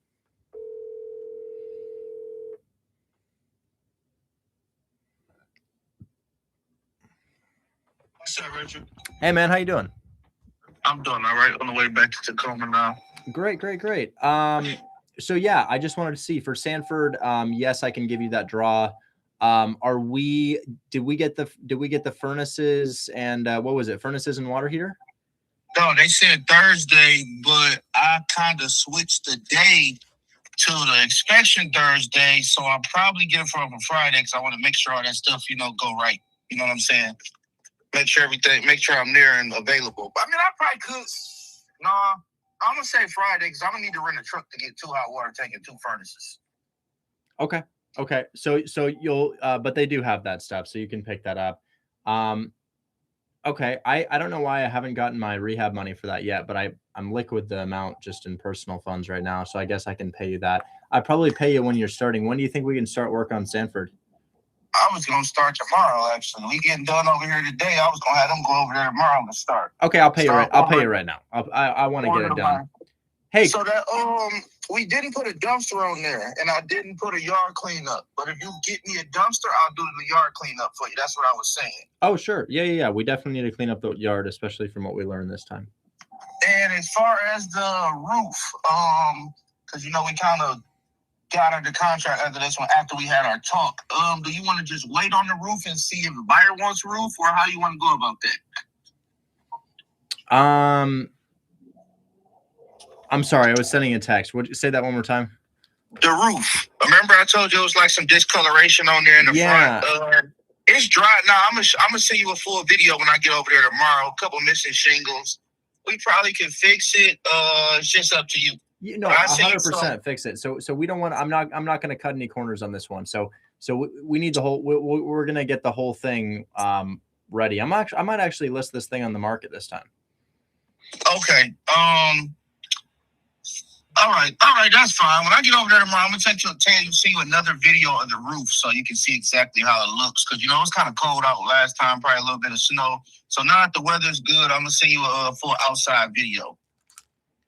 Okay, perfect. All right. I'm headed over here to Tacoma now to make sure they got they had 1 water tank in, 2 furnaces in when I left. I just took them the other one. I had to go back to my house, so I'm about to make sure all this is in today. Are we for sure closing Friday? I don't think so because the appraisal is Friday. No, the appraisal is tomorrow. Oh, I thought you said it was. I thought you said it was Friday. No, when you told me you wanted to close Friday, I pushed it up to tomorrow so you can close Friday. Oh, thank you. That's very nice of you. I appreciate that. I know you're busy, but yeah. So great. Let me call my TC and find out if that's going to close Friday. If not, I kind of did it discreetly. I did them one at a time, so it wasn't out there. But I just put 2 brand new furnaces and 2 new hot water tanks in there. So if you're not closing Friday, we probably gonna need somebody to sit in there over the weekend or something. I'm not. If you have somebody, I'll pay him to do that. If you know somebody, I'm not trying to leave that in there for that long. Right. Cool, but I'm gonna call. I'll call right now. I did it as discreet as I could. I did 1 at a time. I literally drove back and forth, so it wasn't like loading all this stuff in the house. But yeah, I want to leave it on there over the weekend. Okay, let me call right now and ask. Okay, if not, I can find somebody to sit over there for a couple of days or to whenever you're gonna close. Okay, I'll find out right now. All right. Bye bye. Okay, all right. I don't think my TC is available, so I'll call my other one. Thank you for calling.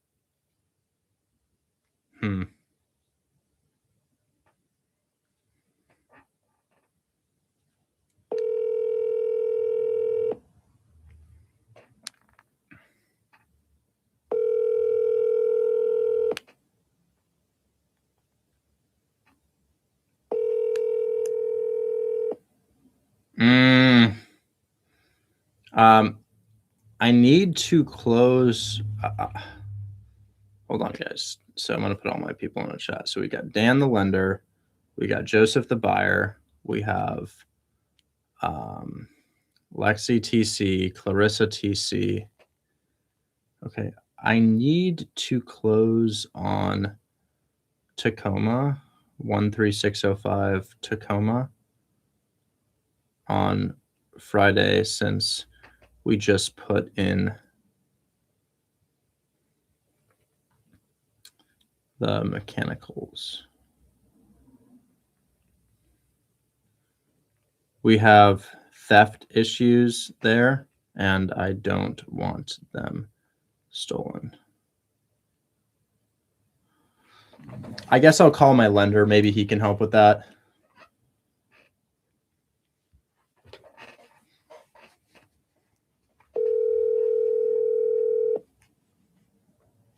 I don't know what that means, Laquasha.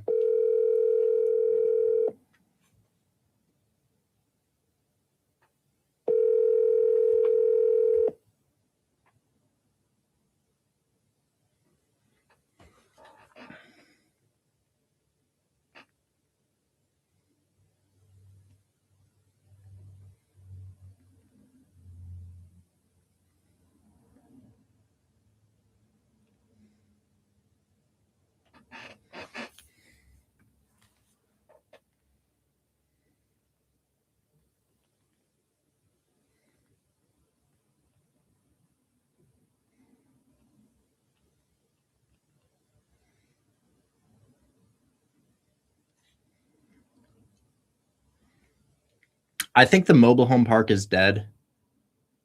I don't think we can get it done. Very unfortunately, I need to call this guy back, and I don't want to, but I have to.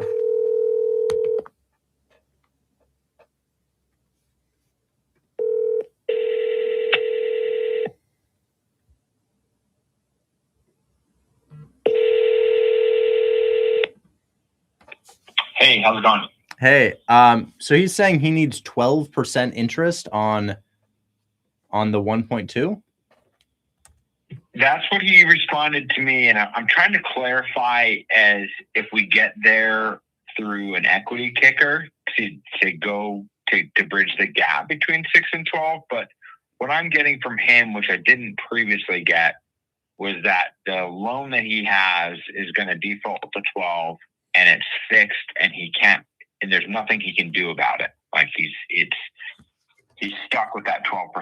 So he just has to get there somehow. And so I'm thinking maybe there is an option to do some sort of equity kicker that starts, 6, 12 months into the project that helps to bridge that gap once it gets up and running. He's still going to have to make up the difference until then.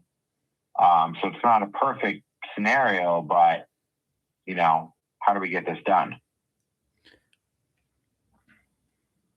Well, in order to get his partner 1.6 million down, we needed a purchase price significantly above that for the loan.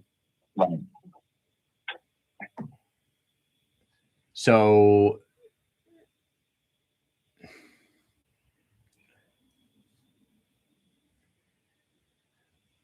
I don't know how to, he's asking, he says, draw me a circle, but make sure it has 4 sides. And I'm like, well, I've already yielded to your ask. I don't know how to do that. So I understand his constriction. He doesn't understand my constriction. In order to get 1.6 million down, I need to be at a purchase price of somewhere around 2.8 to get that loan. That still leaves his equity amount. I can cut him in as an equity partner, but I can't make him payments for that equity amount anywhere near that we had talked about if he's the equity partner. So if I make him a 30% partner, the debt essentially just needs to disappear, and now he's a partner on the deal. I can't give him equity and make him a part and give him monthly payments in the amount of $12,000 per month, which is 12% interest on $1.2 million. So if he wants to be an equity partner, he can be an equity partner, but it's not, and you give me a 12% interest rate on 1.2 million. Right. What I'm trying to push back on him on this is to go, hey, we originally were structuring this around the 6%. Now you're saying that you need, X amount to come up to your payment. Is there an option to just do share of profit to make up that difference? You don't actually give him equity. You just give him share of profit. We can indefinitely give him 30% of the profit. That's totally fine. We need to, so we're at 2.8 million. He gets his partner gets 1.6 million as a down payment, but there's still that other money that we'd seller finance with him. That needs to disappear if he's an equity partner, and he's not going to understand why.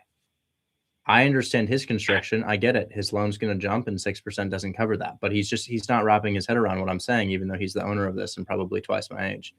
You know, in order to get 1.6 million down, I have to be at 2.8 because I can't get the loan without it. So that's the first thing. It's not in cash. And then he still has the remaining 1.2 million or so in equity that we have to pay to him. So that would essentially just need to be financed over a very long period of time or disappear. I would suggest financing it over a long period of time. I would suggest 0% interest on that, and we have very small monthly payments on that, and then he can be an equity partner. So but I'm hesitant and I'm frustrated because I'm going to explain this and he's going to say, but I thought we were doing 12% interest. And I'm like, oh my God, I'm giving you what you want. I'm literally making you an equity partner, but I can't do both. And he's like, well, that's not going to work for me. And I'm like, we hit all of your points. We hit all of them. What about, not actually making him an equity partner, but just giving him profit share until he's paid off and it doesn't have to be 30%. It could be 15%, right? It could be a lower number. And so by doing that, you're effectively, if we're still at a 6% interest rate, because you're saying you can't get to a 12, right? It's just too high. But through just profit share until the loan's paid, maybe there's some profit share on the back end that bridges the gap that makes it feel like it's a 12% rate. But it's all based on profit share. And then once he's paid off, it goes away and you guys don't actually give up any equity. Almost like a royalty, I'm going to, if you have a way that you can structure it that makes sense, go ahead. But understand that it has to be at 2.8 on that. Okay. I'll try to explain it one more time. So as you know, you got to be at that. 1.6 is a down. 2.8. 1.6 is a down payment. 2.8 is the purchase price. That leaves 1.2 left with him. If I'm going to make him an equity partner of that, I just need to finance that at 0% because he's already getting paid through. He never left the property. He's still an owner in the property. So that would have to be financed to him at 0% because it can't be both. We can't give him everything under the sun. So it's kind of either or, but it's really only this option because we can't double my interest rate. So what I would say is I'll send you an offer. I don't see him understanding why I'm here. I don't think he understands the structure of this well enough to understand why I'm here, but it's exactly what he wants. And if you can articulate it to him, we can get a deal done. But honestly, after speaking to him, he's not communicating as I'm communicating to you. Right. So I'll send you an offer. It'll accomplish all of his goals. He'll probably decline it, but let me know what he says. Okay. Yeah. Are you going to just text that or email? I'll text it. Okay. So you're proposing some sort of equity partnership. I'm proposing him. Yeah. I'm gonna essentially give him 30% ownership of the property, and he is gonna get 1.2 million in equity as well because it just has to be structured like that. But I'm gonna finance the 1.2 million in equity over a very long period of amortization at 0% interest. It's just gonna be an extremely long time. And the reason for that is because we still need that to be there as part of the purchase price just to get that loan secured. But it can't be equity and you get your $1.2 million financed. Right. And is there a concern of imputed interest if you put something so low on there that absolutely, that's absolutely a factor there. However, I don't have a way to additionally structure payments on 1.2 million and give up 30% of the profit that we were going to get. Right. Would you be willing to do like 15% of the profit until the loan's paid off and then it just goes away? Yeah, that's fine. Based on what he told me, I don't see him agreeing to that. Well, I think it's worth a shot because ideally he's just trying to figure out how to get to $12,000 a month because that's what he's going to be owing, so,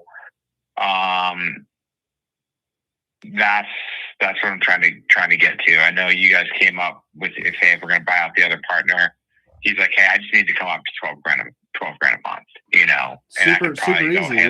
We've got such an easy way to do that. It's so unfortunate that he shot it down. So easy to get him $12,000 per month. I was going to pay $14,000 per month. Yeah. So you're saying you would give him 12 as just being a 30% partner, essentially, because The easiest structure is our initial structure. That debt stays in place. I pay the $7,800 there is on that loan. I give him an additional $1,200 per month. I give him an additional $12,000 a month on top of it. Now I'm paying $19,000, and I make it make sense by lowering my entry fee. But he's just not gonna like that. That's what makes the most sense. I mean,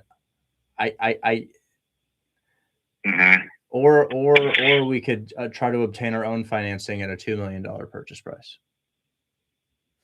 Right. So I'll So tell you what. 12,000. I'll give you two other offers as last resorts here. I'm gonna offer him, because it accomplishes his goal. He's getting $12,000. And I will have the payments jump when we have the property occupied. So I'll get him profit on the back end of that too. So his 12,000 will be covered, and then it will jump later in time. So the payment will go up just like his payment goes up. But that will give us some time to renovate the property. However, that structure now is with the loan staying in place, which there's really no issue with it staying in place. I can't imagine why that would be a problem. And the deal is super simple. It's just normal seller finance. Right. So that's not buying out the other partner, essentially. No, it's not, because he's going to have to eat the imputed interest payments. Right. Okay. Okay. Well, let's do this. Send me a couple options. I'll wrap my head around them. Work it out with him and go, hey, listen, we got some options here. Like, let's put this together. What he needs is basically, we're trying to get rid of the other partner. He's saying I got to get $12,000 a month to cover my loan to myself. And whichever of those options or a hybrid of them that gets us there, we'll put that together. Okay. All right. Thanks. I'll send it over. Okay. Thanks, Richard. Yeah. All right. Bye. He just killed the deal. It's just not a deal. There's no way he'll accept my offer. Well, who am I kidding? He will accept my offer. I'll get a call back in 3 months and he'll try to do the deal with me and I'll say no. Well, I won't say no. I'll just drop the price drastically, because you snooze, you lose. So 2.8 million, 500K down payment.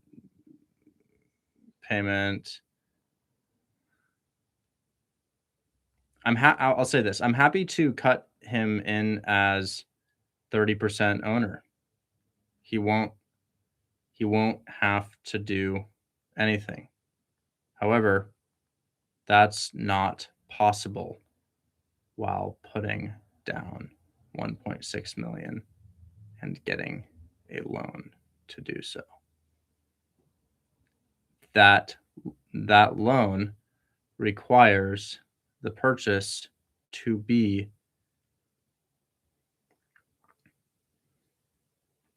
somewhere around 2.8 million, so that we can get the 45% down, parentheses 1.6 million. If you can think of a way to do that, we can make this work. The reason it's not possible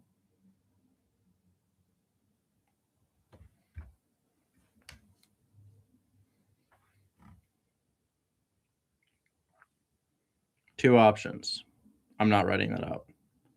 2.8 million. He is a 30% owner of the property. 1.6 million down. Because he's a 30% owner, I don't have payments to him on the equity he has.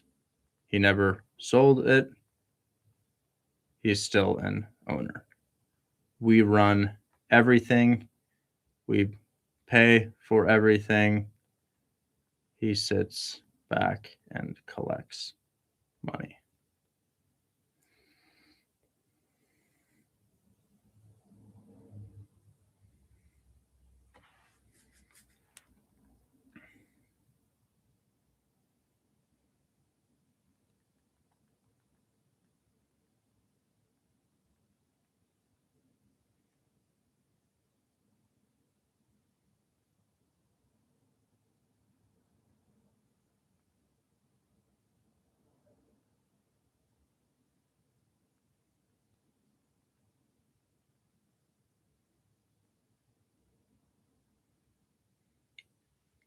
I don't think there's anything there. I'll have to find another one.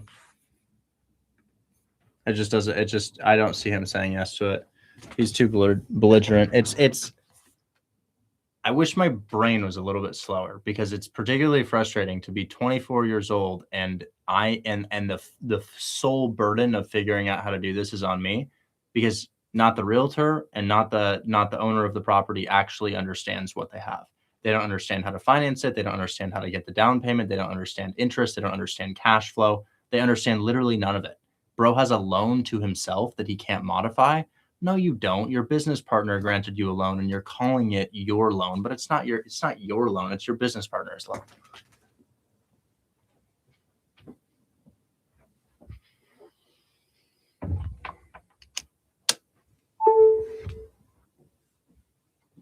If that loan needs to be paid, then it's not your loan, because if it's your loan, you could literally just forgive it or modify it.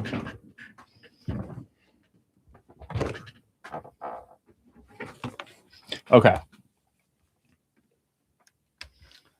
Morby method doesn't work with his terms. He wants me to put 1.6 million down, and which is going to cost 12. It's going to cost a shit ton per month, like probably 16,000.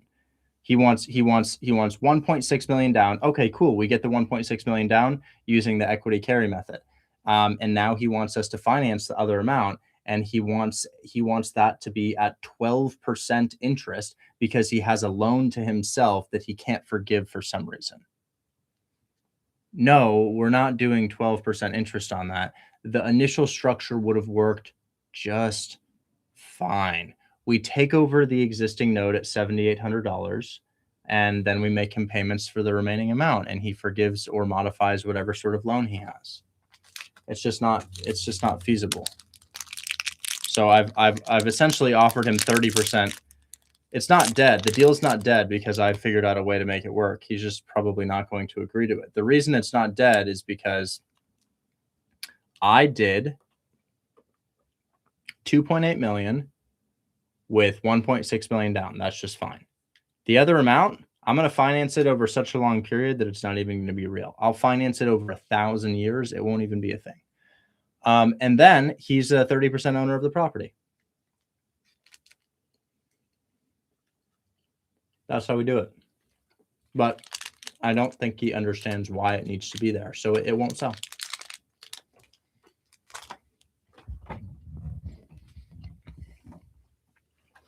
Okay. I started really early today, so I'll be live for 45 more minutes.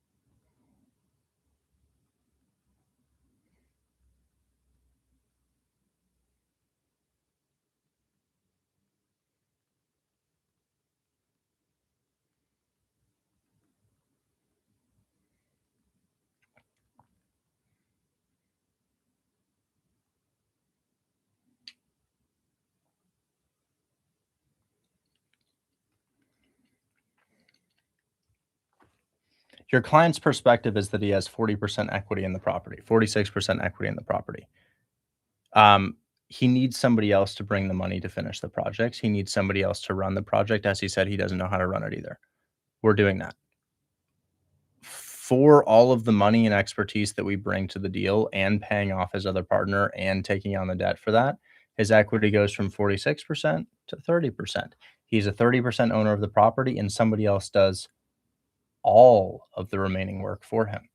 As far as the other amount, we're still going to seller finance it to him, but I'm going to do it over at 0% interest over a really, really, really, really, really long period of time.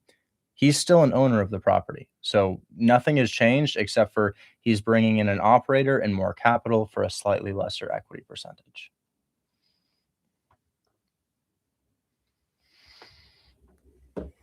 Okay. Let's talk to Pablo.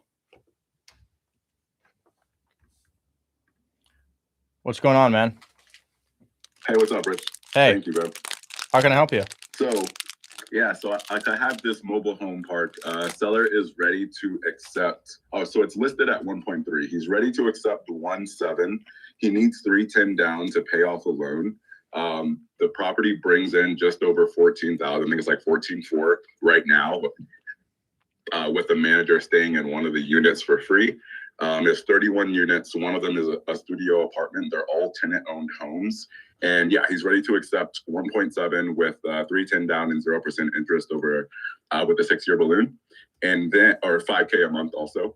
So 5K a month, and the property brings in 14.4. What does it cost to run? I mean, you've got your water bill, your electric bill, your management on the site. So what is it costing to run? That I still need to figure out. I think it's like 65% was the one, the total that I was going with, just 65% of their revenue. But remember, still trying to figure that out. Remember, if you have 14.4 coming in and it's fully occupied, and there's 65% of that is profit, that's about $5,000 that we're taking off to manage it, which seems reasonable. Manage it, and then to also pay for electric, gas, trash, whatever we may have here. And then you have a 5K payment to the seller. That's going to leave you with a remaining profit monthly of $4,300. Yearly, that's going to leave you with about $52,000. But if your total cost of entry as a buyer is $370,000 with a $50K fee and $20 for closing costs on this, 310. I know, but we're charging a fee, right? You're wholesaling it. Oh, I see. Right. And then also your 300 is just cash. It's not with the interesting. Yeah, it is. Okay, so then the additional payment on the 300. So we're negatively cash flowing. Check this out. Or maybe it's not negative, but it's close. So 14,400 is coming in, or 14,400 is coming in. If you say 65% of that is going to be, or 35% of that is going to be expenses, that leaves you with this figure, right? Yeah, let me get the exact expenses, because that might be with expenses.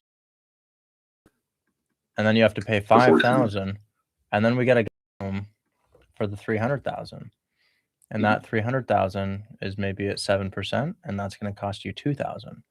So you'd only be left with, maybe somebody's willing to do it for that. I guess you'd make $2,300 per month off of it. I'd like to make a little bit more than that. Yeah, I'd like to make a little more than that. I think if we could put down like 150K. I mean, I feel like they need to be slightly bigger though, because, or maybe the 14 is not at full occupancy. Could it bring in more money than that? For sure. The 14.4 is with lower than market rent. So I think the market rent is actually around 600, and they're charging $450 per unit. And how many units are there? 31. Okay, so it might be able to bring in 18,000 per month. That would be a little bit more attractive. Yeah. Okay. Sorry, the expenses are 35%, not 65%. So that also changes things. I was using 35. So. Okay. Okay, great. Okay, yeah. If we have room to improve the rents a little bit, that would be nice. But it seems like at full occupancy, maybe it could bring in 18,600. And then you've got 35% coming off the top for the expenses. I don't know if that's 35%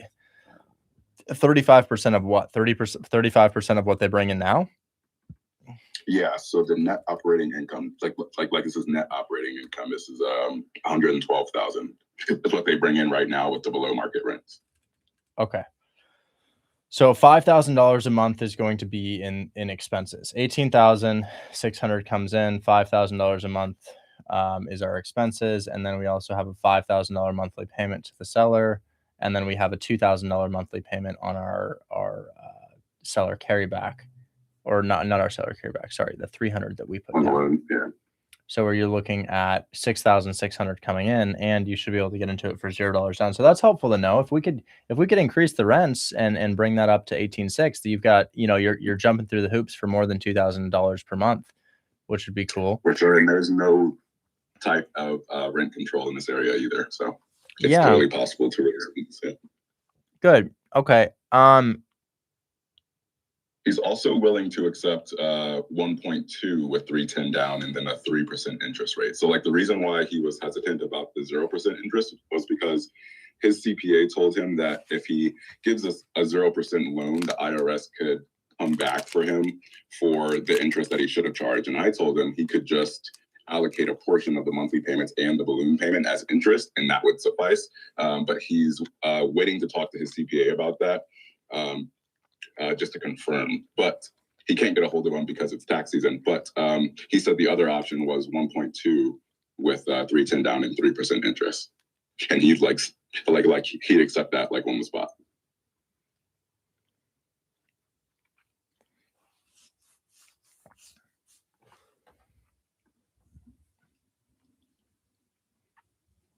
Did I lose you? No. Okay. I don't know how to make your financing arrangement happen. You'd have to talk to somebody like Steven. Steven does live streams here, but as far as your equity carry method, I don't know how to make that happen. Essentially, in order to get, so here's why it's complicated. In order to get that 300K down, you need to have the other amount in your bank account. So let's say you go to a lender. Hi there, Mr. Lender. I'm going to buy $1 million property. I want you to come up with 700, or I want you to put down 300 for me. And they're like, okay, cool. You bring the other 700 to the table. And by the way, let me see that in your account right now. And that's as the person going under contract for it, right? Now, the way that you get past that is you bring in a transactional lender.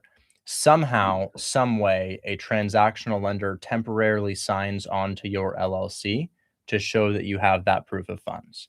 Then they bring that $700,000 to the closing table for you. And somehow, some way, they get reimbursed during the closing process. The seller keeps 30% and you finance the remaining amount.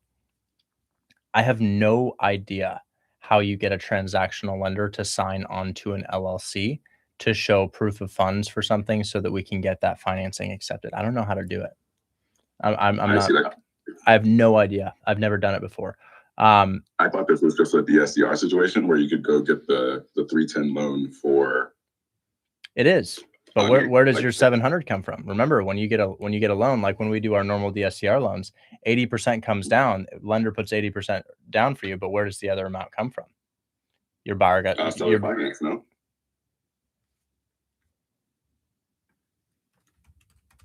Check it out.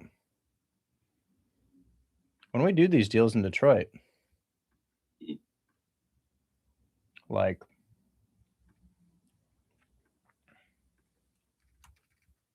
these deals in Detroit, I guess everything's now listed for a singular dollar in Detroit. Come on. Okay. When somebody buys a house like this in Detroit for $100,000, they get a loan, right? That loan covers 80% of the purchase price. That 20% has to be put down. You can't go to them and say, hey, Mr. Lender, you put down 80%. I'm going to finance the other 20% with the seller. They don't let you do that. They're like, okay, I'll come up with 80%. You come up with 20%. Within your title scenario, if your guy wants 300K down, you have to show 700 in your bank account in order to do that. And then you have to put down 700. Obviously, we don't have 700,000 liquid. So the solution to that is to get a transactional lender who does have the 700 to sign on to your LLC, show that proof of funds to the lender. And then there's like a finesse that happens in title, which I don't understand. Maybe there's somebody in the chat that can explain it to us. We have somebody, maybe Juan can, or I think Pam did one of these deals. I don't understand how that happens. or how to structure it or what the contract looks like. I have no idea. Okay. So I guess I was confused because I thought the Morby method, like you go get a loan for the down payment and then you seller finance the rest. You do. So like this is what you're talking about. So like you're saying that you have to have the $700K like in your bank account to get that $310,000 loan. Exactly. The lender. So you're right about that. But in order to make that happen, we have to show that we have the $700,000, and somehow, some way, a transactional lender does that. But Sam's saying, hey, I can do that. Says I can explain this. Sam, you want to explain how that works? And then the transactional lender also needs to be refunded because they're just a transactional lender. They're not a 30-year lender. So the transactional lender is refunded within title. I don't understand it. It's complicated. Yeah, no, the first loan is DSCR. The second loan is a bridge loan because they're on two different schedules with two different interest rate. You can integrate that integrate that to make sure that you are basically cash flowing more. So that if the cap rate of the asset is higher, that would be the difference where you can pay your lender, make money, and pay to the original owner. But this financial structure marries into the legal structure because when you take out that the money, the 75% or it depends on how much you're leveraging the asset. You're putting some money down on closing. That's for the current owner, and then the rest of the money goes into the LLC or the trust that holds the title. And in doing so, you can sort of mitigate that that tempo or that pace where you can pay while you're cash flowing from the asset itself. I hope that's helpful. Okay, so for round numbers, let's say we buy a deal for $1 million and $300K as a down payment. You have there's a lender who's gonna bridge the $700,000 that we need on the seller finance. Yes. Okay. So that lender comes up with a 700. They're intending to be repaid within a day or 2 days, right? Yeah, I believe 6 minutes is the amount they're lending you on. Okay, so they want to be repaid same day. Yeah. So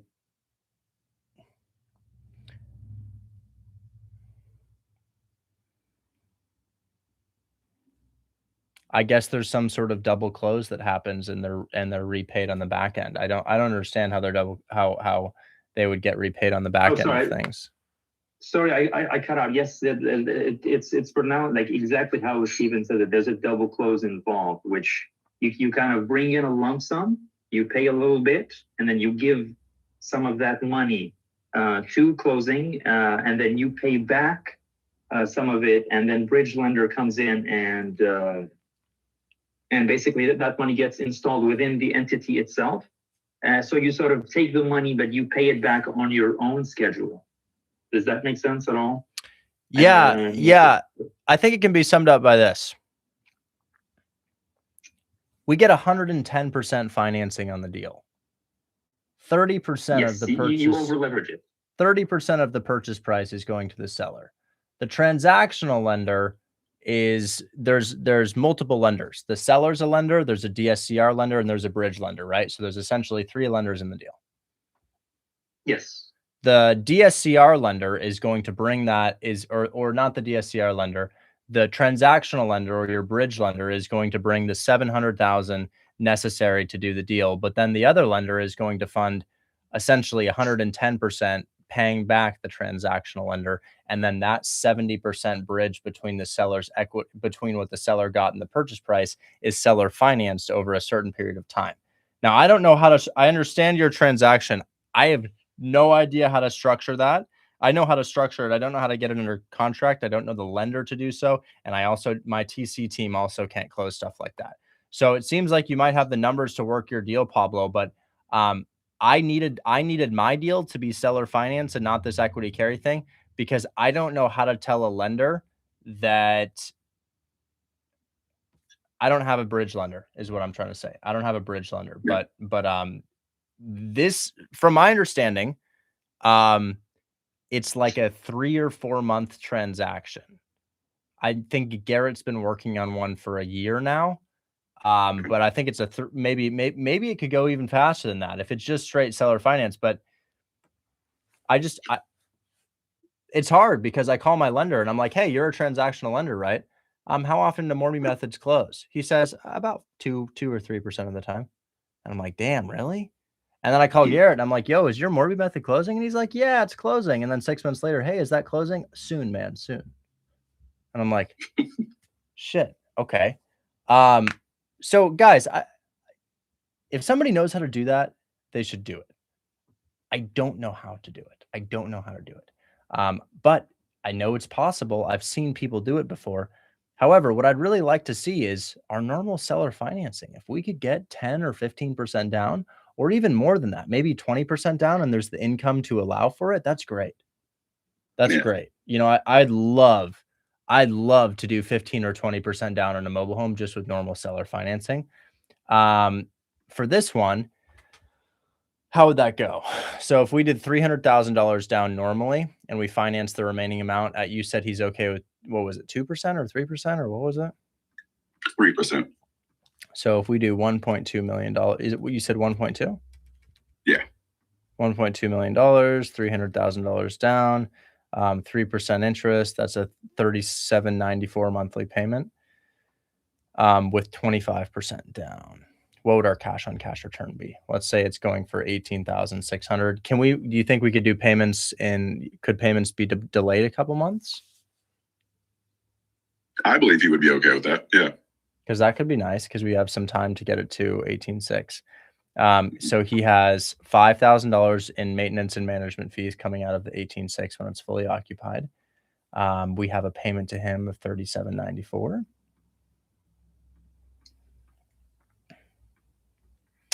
And then what else do we have here? The 35% expenses. I already took it off. Okay. 35% of 4,400 is about 5. So I took that off. I mean, maybe I'm doing my math wrong, but it seems like we'd make $9,800 per month off of that. And per year, it seems like you'd make $117,000. And then the buyer's total cost of entry, maybe $370K with a fee on it. What do you think the lowest you'd take down is on this structure? Do you think we could get him to 250 down? So 250 was my original offer, and he said he needed 310 just to pay off his his loan, I guess. So 310 was his hard stop. This is assuming the 300 is in cash. So it seems to me like your cash on cash return would be there. I can't really tell you that this would sell. I don't know. Maybe it would, maybe it wouldn't. It's uncharted territory for me, but it seems like your cash on cash is there. I wonder, but also, you know, maybe this guy Sammy can help you in regards to this, because that's the other structure here. I think it's possible. I just can't even imagine how it would be done. I'd love to just do normal seller finance. And then also Jason, our mobile home park owner in the chat, let me just ask him a question really quickly. Jason, you've never done that interesting method, right? You've just done seller finance deals? Correct. I know what he's talking about. And when you add multiple lenders into the equation, it does make your closing a lot longer because they want to make sure everyone's satisfied. And if no one's satisfied, then it's mediation until you're satisfied. So that's why that sort of exit strategy takes a little longer. On this, what is his percentage on his loan? Can we do a mortgage takeover on that and then wrap the back end on the? He's free and clear. Free and clear, but he's got 310 personal that yeah. Gotcha. I think it's I mean, it seems like the cash on cash is there. It seems like you have $370,000 as the buyer's entry. 18,600 could come in, 5,000 cost to manage it and do maybe trash and electric stuff. And then you have a payment of him of $3,800. That should leave you with about $9,800 profit if it's fully occupied. Why don't we agree to his offer and then say, hey, but I would need payments to be delayed for, let's try for 4 months. Do you think that would sell? I don't know. I don't even need the 60 that you have in like the example in there. Like if he could do 20K assignment, I would take that so fast. Well, I don't know if it'll sell. What do you think? That's a really high down payment. That's 25% down, Jason. You think that's possible? Right. It's tight. It's like one of those right on the borderlines. You know, you're dancing on a rope. You can fall one way or the other. It's really close, I'd say. So yeah, I mean, I think without looking at the property, I mean, I haven't seen nothing. So I'm just saying the price and the terms you got going. She said they just had an inspection and like the sewer was so good. Like the sewer was great. So that's why I was super excited about it, because the sewer is good. And it's also on city sewer and city water. So that's excellent. Yeah, no, that's great. I'd say see what you could do, like Richard was saying. See if you can come down a little, and if you can't, because the 310 percentage wise, 3% is really not that bad. I think that's doable with the numbers, as long as everything. Oh, is that it right there? Oh my God. No, this is just something I'm looking at. Oh, I was like, oh man, that's a cute one. Yep, buy it. Oh, sorry. No, I'm just looking at ones. Yeah, absolutely. You got the bones of the structure down great. If the park's anything like what Richard was looking at, just if it's doable, the tenants are there, room for growth is available, tenant craving for homes is there. Yeah, dude, that's always a win. And if you got a value up park like it's sounding like you do, don't pay for the vision, pay for what you see.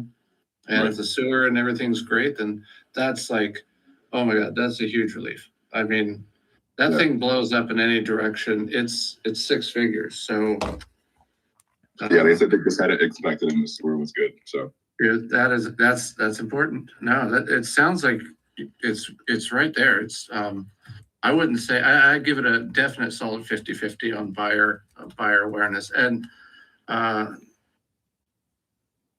like I said, without looking at the property. So the structure you got's great. I like it. How about this, Jason? If I accepted their offer, would you be able to help me find a buyer? I can do that. Yeah, I got a couple hungry buyers that I'm holding at bay right now. So if it's something they're looking for, sure, I can send it their way and see what their reaction is. Okay. Guys, what's the Texas state approved seller financing contract called? What is that called? It's called a it's a TREC. That's right. TREC agreement.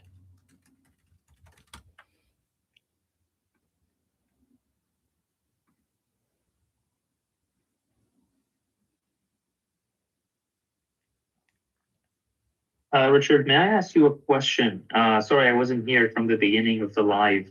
Did Sargent ever call back? No, I called them. I didn't get a response, but I'm gonna keep following up with them. They did email me. They're saying they want 60K down, unless I can cover the back mortgage payments. And I said, oh, I can cover the back mortgage payments. Let's do 20K down then, which is more than they would make normally. So I sent them that, and now I just have to follow up with them. Perfect. Thank you so much. Appreciate it. Absolutely.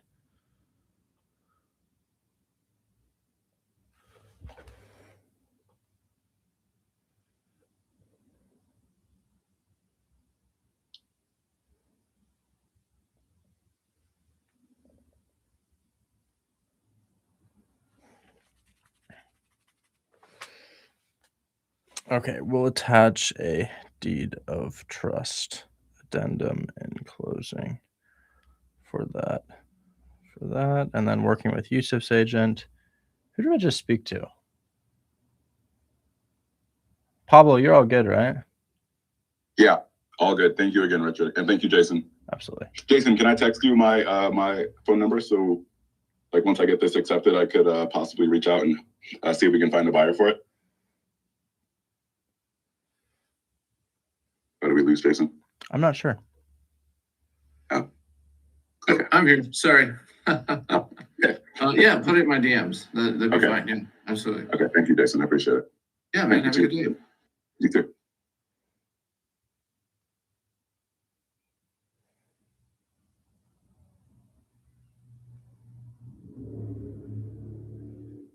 Okay.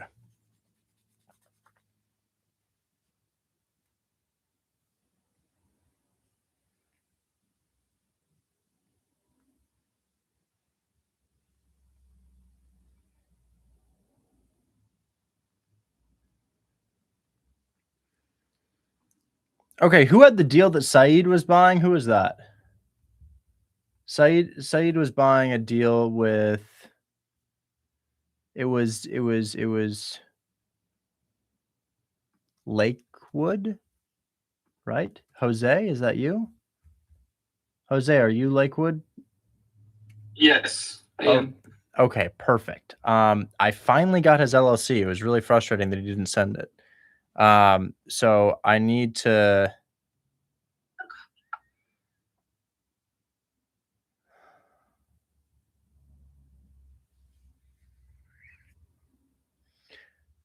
I need to get the realtor's phone number. Is the realtor, are they ready to go? I'm not going to connect them and then they're going to say, hey, we don't want this deal anymore. So they didn't answer me anymore, to be honest. I don't know if you can maybe call her as a last chance, because we already have the buyer. Is there any chance you can call her and explain the situation a little bit? Yeah. Is it the phone number here?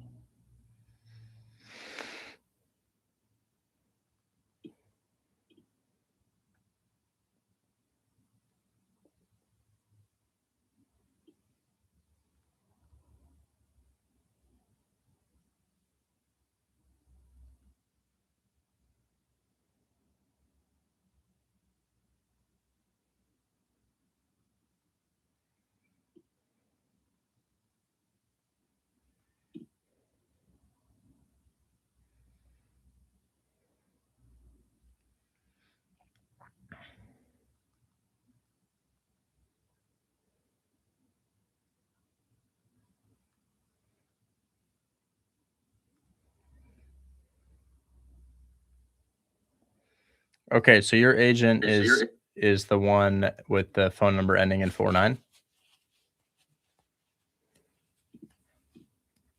Yes. Her name is Valbona.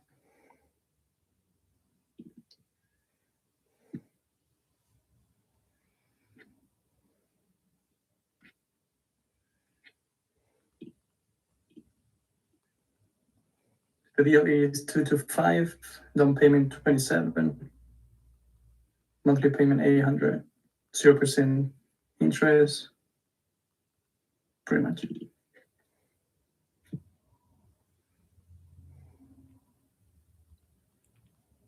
Okay.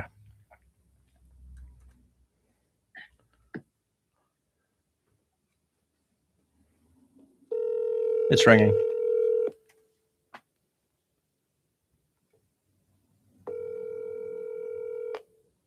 Hello? Hi there, Valvona. Yes. Hi, this is Richard Taylor. You were speaking with Jose. He's my acquisitions manager. We had run into the issue with that contract being assignable. We're actually totally fine with it not being assignable. We can throw a non-assignment clause into there. So I wanted to see if we could just connect you with the LLC that we're going to be using to sign the contract, and then see if this was still an offer that your client was interested in moving forward on. Okay. I think there was some things in the way that purchase agreement was written that my client didn't like. Oh, let's use yours. I'm sorry? Let's use you. Okay, if we can use the standard Sure. residential purchase agreement, it's the GMAR, Greater Metropolitan Area purchase agreement, I think he would. No problem. No problem whatsoever. So I'm going to send you, feel free to add in your non-assignment clause. I'm going to send you LLC information, signing information. It's going to be for my business partners. I just bought with my LLC in Detroit 2 days ago. So he's buying with this one where the funds are. And he'll be the signer for that. And we'll just go from there. Feel free to make it non-assignable and use your agreement. Okay. All right. Let me talk to him and I'll write up that PA. Can you please text me, because I'm getting so many calls and texts about different properties. I'm so sorry. Make sure. No, it's not your fault. I just want to make sure that I get back to you. And Sure. I don't lose your phone number. Yeah, I feel the same way. name what it was about the Lakewood property and the LLC that I need to write it up under, and then we can talk. Perfect. Perfect. I'm gonna connect you. I'm gonna put you in a group chat right now. All of that stuff will be there. Okay, perfect. Thank you so much. Bye-bye. Wow, I can't actually believe something went my way today. Wow, nothing has been going my way. Something actually went my way. Let's go. Oh my God, that's amazing. Thank you so much, Richard. How does that work? Well, how does that work? Essentially, I'm going to connect the realtor with my buyer who I trust, and my buyer is going to pay me outside of title and escrow via Venmo. He's going to wire transfer me. So we're essentially going to do this seller finance arrangement. This is the type of real estate I love. This mobile home park is so cool, but God, it's not as cookie cutter as this, although it is really cool and I really want to learn it. But I'm just so familiar with this. It just makes so much sense to me. So, they come up with the objection, hey, non-assignable contract. What do I do? Okay. I connect my buyer directly with the listing agent. The buyer goes on contract. I do a promissory note. I'm connecting him now.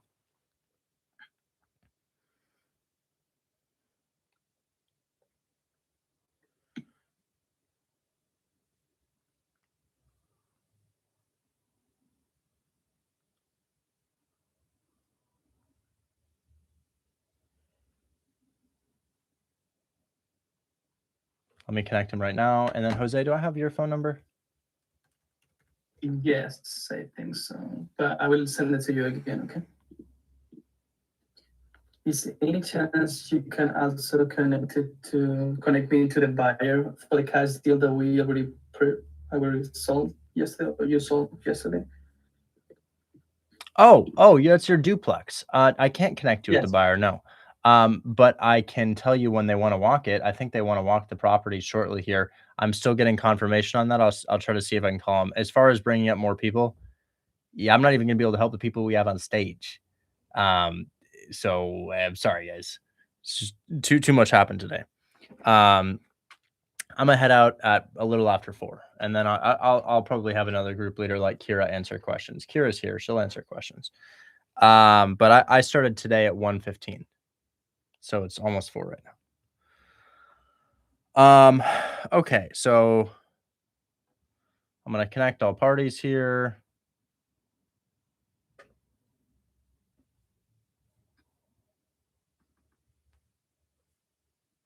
So the listing agent book the time to see the duplex, the cash deal duplex for next Wednesday. So I'm gonna send it. Just a sec. I can't keep my thoughts straight. Hold on.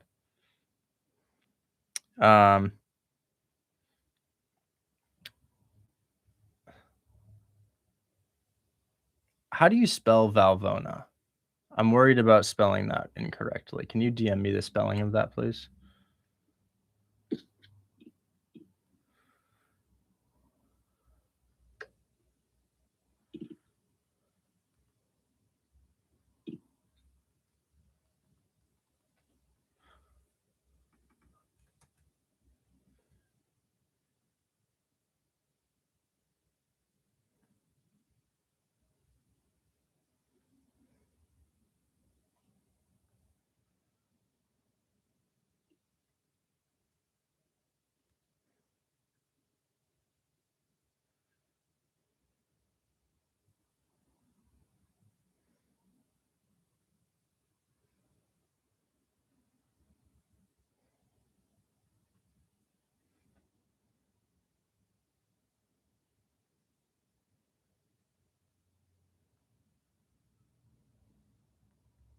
Okay, everybody's connected. I think that's going to happen now.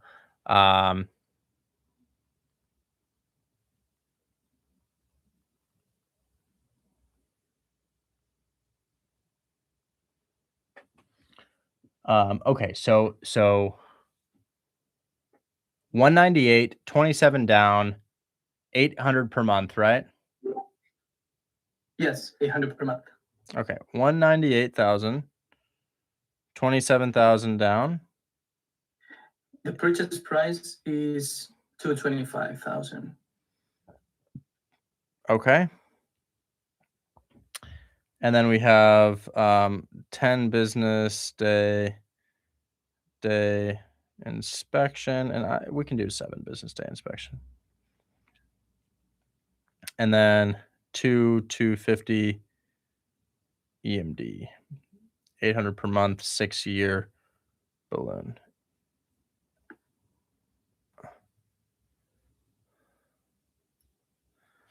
Okay, I'll follow up with her tomorrow to see if we can get that done. And then,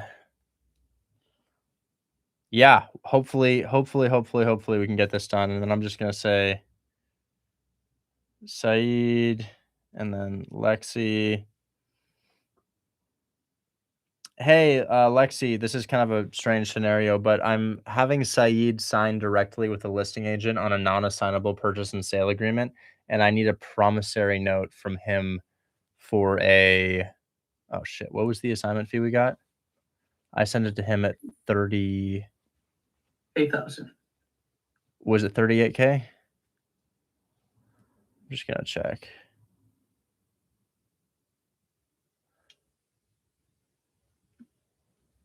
Hold on, let me see what I sent it to him at. I can't remember.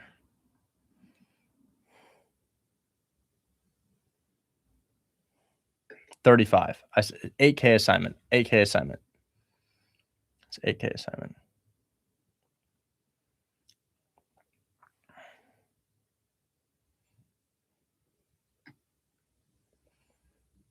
Hey guys, I sold this address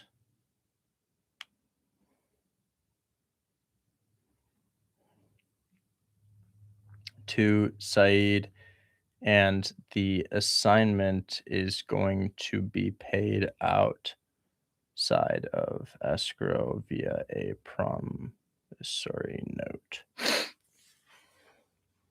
That's going to be a, let me think. So we have a $8,000 assignment fee here. Saeed is signing directly with the buyers or with the seller's agent. Okay. All right. We have a lot of moving pieces here, but everybody's on board now, and I'm going to see if we can get it done. I'll write down some notes here. Saeed connected with agent using her own contract, requested promissory note for 8K assignment outside of title. Okay, so geez, what a mess. That was really hard. So I guess we'll just see if we can make that happen, okay? All right. Talk soon. Perfect. Thank you.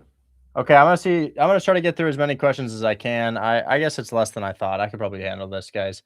Yusuf had 2 deals to show me. Thanks for your patience, man. I'm sorry. Today's been so hectic. No worries. God bless you. God bless you. I feel you, man. How are you doing? I'm well. How are you? I'm fine. I'm fine. I didn't do any calls today, but 2 agents came back to me accepting seller financing. So both of them in Georgia, one in Atlanta, Georgia. It's I sent you the first one that I just sent you. It's a portfolio. Actually, it's 3 duplexes and 1 single family. They accepted those terms. They already accepted it, but they sent me this. I don't know if we can handle this or not. You know, let me send it again. What does that mean, Richard? I just did replied on it. Are you talking about the due on sale clause thing? Yeah.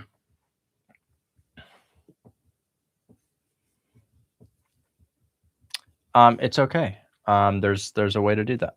That's okay. The trust accomplishes this. I have to explain how it accomplishes this, but it does. 440, 40K down, 1,200 a month. What type of property is this? Let me send it to you. It's 4 properties next to each other, actually. Oh, okay. So they bring in like 4,500. They're actually right now I guess they're bringing like 2,500, something like that, but there is some vacant units. So it's 3 duplexes, 1 single family. The rent is really low. I sent you a Google Drive that has the rent rolls too. I can chat with them on the phone tomorrow. I can explain how to do this deal, because it's just a due on sale clause objection, and the due on sale clause objection is really simple. If the property never sells, the due on sale clause can't be called. Gotcha. And there is this deal too. The hurdle with this deal is the down payment. It's 14%. They want 14%. But the good thing is the property is fully rented out. It's bringing 3,800, and we have it for 340,000. This is the purchase price. 49,000 down payment and 1,500 monthly payment for 6 years period. But the cash on cash return is 20%. Okay. I like your deal, and I think I can solve that objection tomorrow. You want to come up tomorrow and I'll solve that objection? Absolutely, yeah. Okay, cool. Let's do that. Talk soon. Okay, see you. Bye.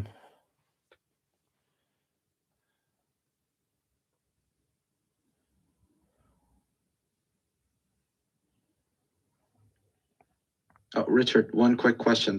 Did you send the TCP to Lexi, the one for Ferrin? Oh shit! I need to do that, man. I need to do that. I'm typing with an agent, your agent, for the Texas deal, really quick. Hold on. Oh, okay.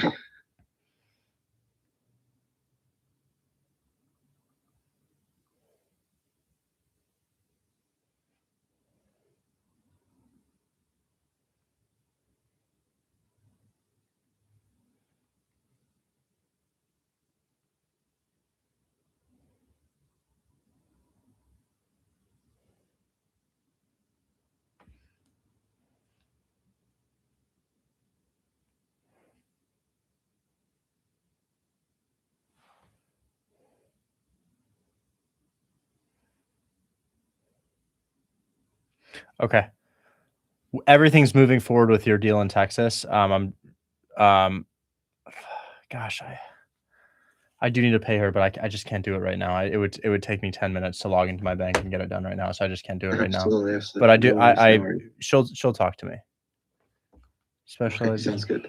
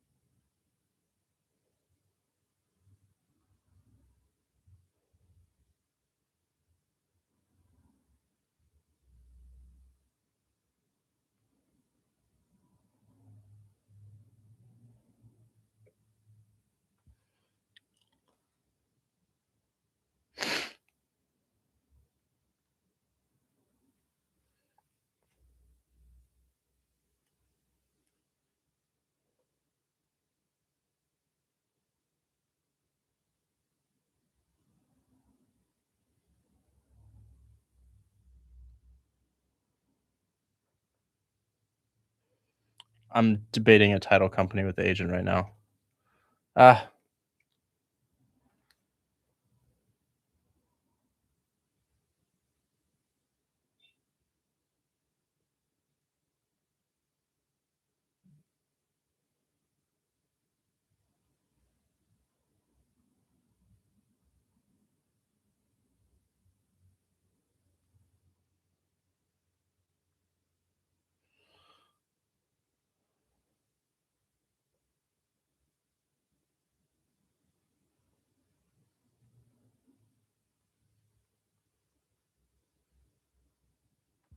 Okay. Jeez, I'm getting blown up with text messages. Oh my gosh. Okay. Yusuf, I'm gonna bring you up tomorrow, okay? Absolutely, absolutely. Thank Okay. you, man. Talk soon. Bye-bye. Tomorrow at 2 p.m., remind me to bring up Yusuf. Okay, I added it. Okay. And then this, I need to make a note on this. So House Finch, this is a green deal now. Green deal. Agent letting us wholesale. We owe option money, and EMD in 6 days from signed contract. And then we also have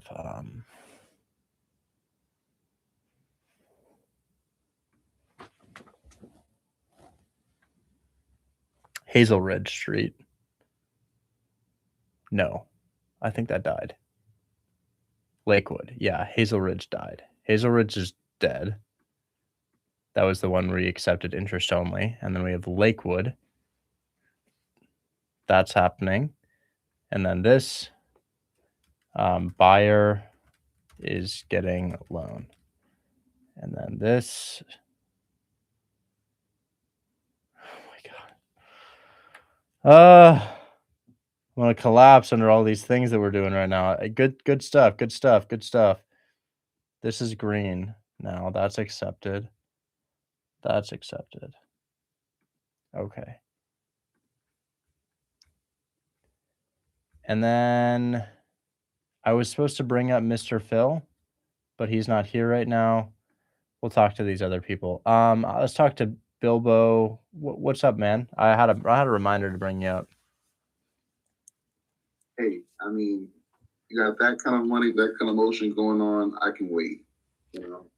Well, I'm gonna get through these questions, man. Technically, I got 13 more minutes before we hit 3 hours. Okay. Yeah, for sure. So as we talked about, taking over their seller finance and their sub twos that they had yesterday. We were gonna call. He wasn't ready to call. Right. He wasn't ready to call completely, but he's just texting me and asking. He said, "What are you offering to pay for the payout?" And my offer for each of them was because, like I said, I thought they were all seller finance, so I thought they were all free and clear except for one. So I offered them the 10% above, so about basically 12,000 for each. 12,000 for two of them, and then for the last one, 9,800. Basically, and I'm the thing I'm about to ask you is, one, is that a good idea? Like, is that still good? And two, I only have PropStream, so I don't know if any other softwares might be able to reveal what kind of promissory notes or what kind of arrangements they have. Okay. If you can get our normal offers accepted with the normal 10% down payment, assuming it cash flows, we can sub 2. They're sub 2, and it would be no problem whatsoever. What's the hang up? Oh no, the hang up was just that they already had sub 2s on it, and that just came out yesterday. That they already had some type of arrangement. So then he's now asking me, what am I offering for the payout of their of being able to take their position. So do you think I should just resume with, the traditional offer as the payout?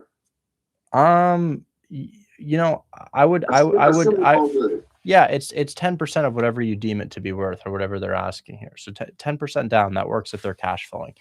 If they have more equity, you can do more than 10% down. Because they're single families, we may not have room to make them payments. So I'd try to get into these things for 5 to 10% down based on equity and cash flow. Okay. So the right answer to that question, right? Like I said, not as experienced as you guys, though. With it being 10% down, 10% down, and 10% down, right?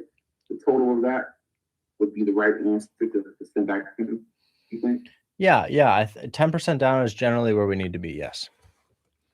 Cool. Thank you. All right. Talk soon. Bye bye. MJ Wade, what's going on?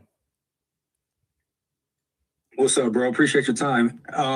Okay, so the Albany duplexes, Phil got at me today and said that we found a 10K buyer. Awesome. 10 minutes from that text, the realtor calls me and like, what is going on? You guys are up to something shady. I'm getting all these calls of folks talking about you guys are marketing the property. And then he sends me, I guess somebody sent him our Buy Box Marketplace link, and they sent that to the realtor. So the realtor sees all of our marketplace stuff. Just tell them what we did. Say, hey, we wholesaled it, but EMD is going to be in and we're ready to get it done. Is that what I said? Okay, because I asked Shell and Shell said, okay, well, tell them that we are marketing for money partners to come in with us, something like that. So that's what I told them. Yeah, that works. That works too. Just say, hey, we're going to have EMD in a matter of days. We'll get it done. That's what I told him. I told him we'd have EMD in, but I don't know, he sounds kind of weird. So I guess I was hoping for a couple of things. I was hoping for one, I never had this happen before. So I was like, okay, well, maybe he knows your name. He sees your name on a contract. I was like, maybe if I have Richard just call him and say something that'll smooth him over. And then just tell me, like, if I run into this in the future, what do I say? You kind of answered that already. Do you have a couple of seconds to call him, just say, hey, I know you've seen this. This is what we're doing. I can't get yelled at again today, unfortunately. I can't. It's my least. Adam's super cool. He won't yell at you. I know that.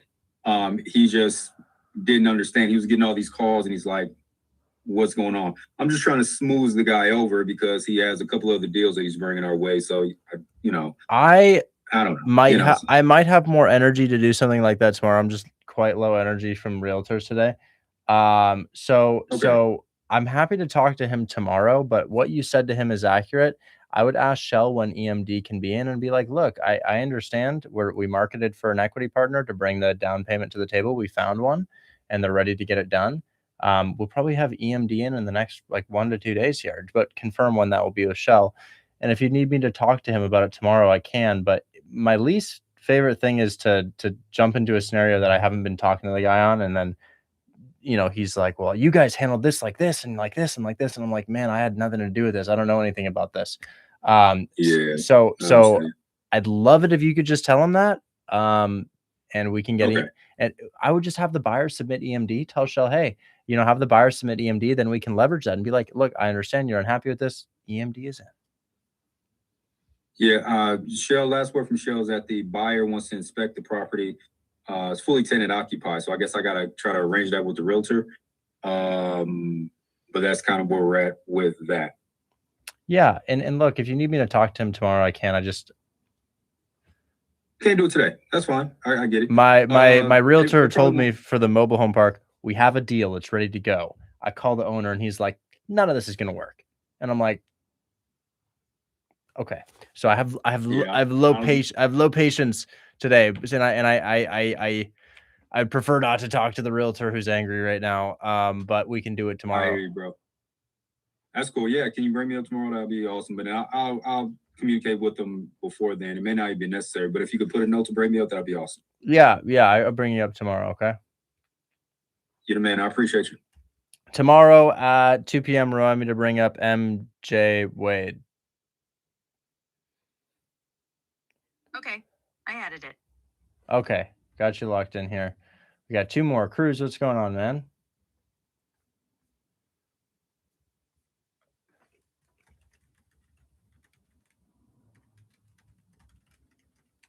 Whether we needed to walk, but I think that's for tomorrow.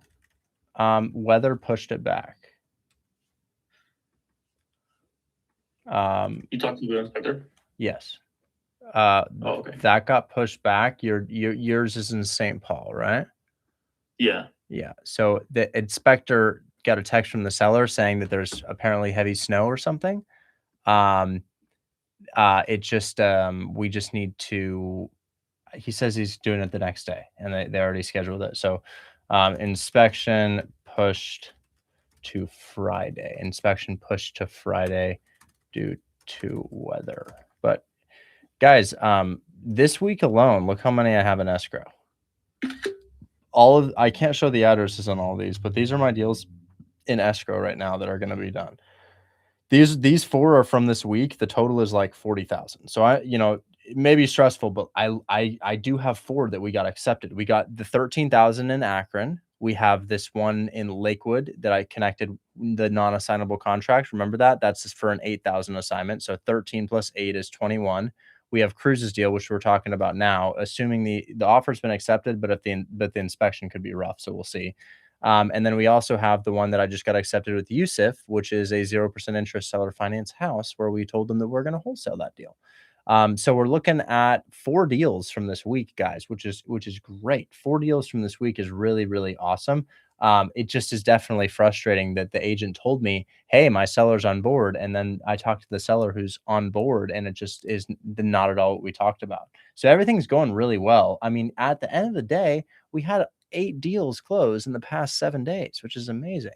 But anyway, Cruz, yours is all safe. We're all moving forward. I will be paying for the inspection.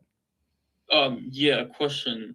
I know the agent told you the seller agreed to that and he wanted to inspect it first, but there's no actual purchase agreement. I know. Yet. We had to, yeah, we had to inspect it first, but the seller's down for those numbers, right? Yeah, I mean that's what he told you that he didn't. Well, we'll see. Hopefully, all right. We'll see. Good. Pam, I'd love to chat tomorrow. I'm so cooked. But OB3, what's going on? Yeah, I talked to the owner for the seller financing, and I submitted the offer to him, and then he told me about, he's kind of not objecting with the interest rate. So I was kind of, okay, I can connect you with my partner who can explain you everything. So I think, I don't know, because you're tired, can we do that tomorrow? To call him tomorrow? Yeah, you want me to call your agent tomorrow? Is it the one in Galveston or different? Yeah, the one. Yeah, I don't know why. Maybe I forgot. I don't know why I'm not familiar with this deal. Can you tell me about this deal? So I submit the offer. I offer him over asking price, and let me see the number here. I offer him monthly. I offer 1,400, and the cash on cash for us is almost 1,900. 6 years a balloon, but the only thing is just it's worrying about the interest rate. Okay. That's the only thing. It's a 32% of cash on cash return. Okay. It's a fourplex. It's a just one unit is empty. It's vacant, but the rest is occupied. Okay, I'll bring you up tomorrow.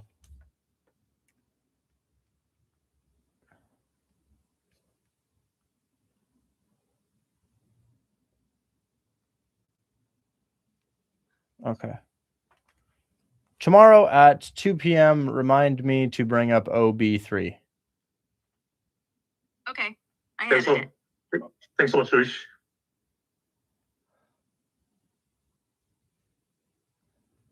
No problem. Thank you. Bye. Bye-bye. I'm calling Sargent Street. Whoever had Sargent Street. And I'll text the one. We had one more.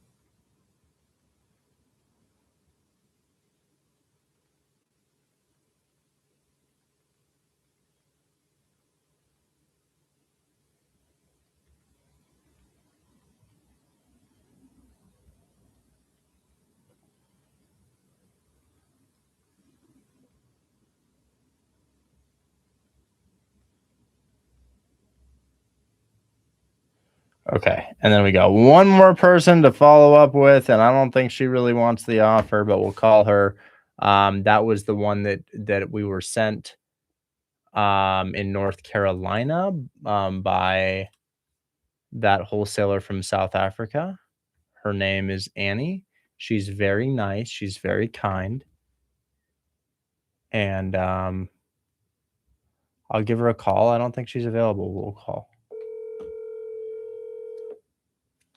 Usually when an agent doesn't get back to you, their seller didn't like the offer.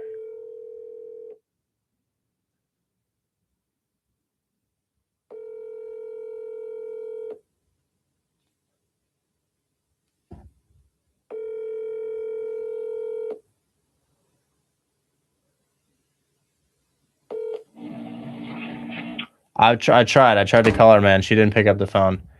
Okay. Well, I think we've handled all the questions here. I will spin the wheel. Richard, see the terms? Okay, I'll look at your terms. Can I add you to call? Yeah, Brock, tomorrow, though. Tomorrow, okay? Pam, what's going on? Hey. Oh, I just I threw it in the chat, but it's pretty much 605 purchase price, 57 down, 14 monthly for the seller finance payments, 96 months, so it's 8-year term. Rental income 3,600, taxes and insurance 800, cash flow is 2,200 per month. Wow. Where is this? Oakland, California. I knew And it. the agent, only thing he was asking, he don't need to talk to you or anything. He was just asking for like because I don't want to be, throwing your pre-approval around left and right. Like I just like to try to be most independent as I can. But until he gets to the point where he's asking for, pre-approval, he's asking for proof of funds. It's seller finance, so proof of funds. I got you.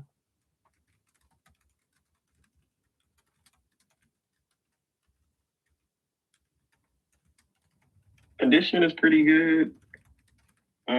But yeah, until we inspect it, you don't really know.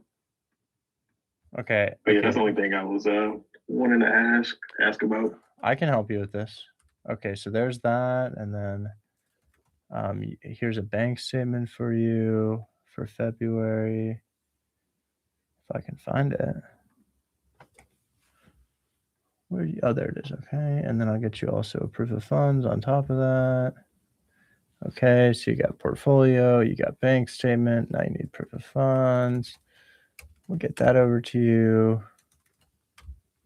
I have like 50. Been negotiating this one for a little bit, but we got to the point where it's accepted, and that's all he's asking for. He's like, I just really want to know that you guys can execute this and actually get it across.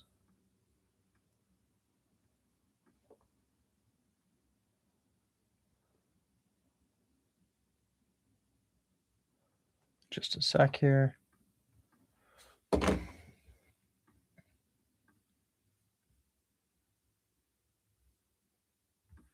For some reason, it's on LoopNet, but it's not on Zillow. So it's kind of like on market, but not on market. Oh, I thought I had seen it on Zillow.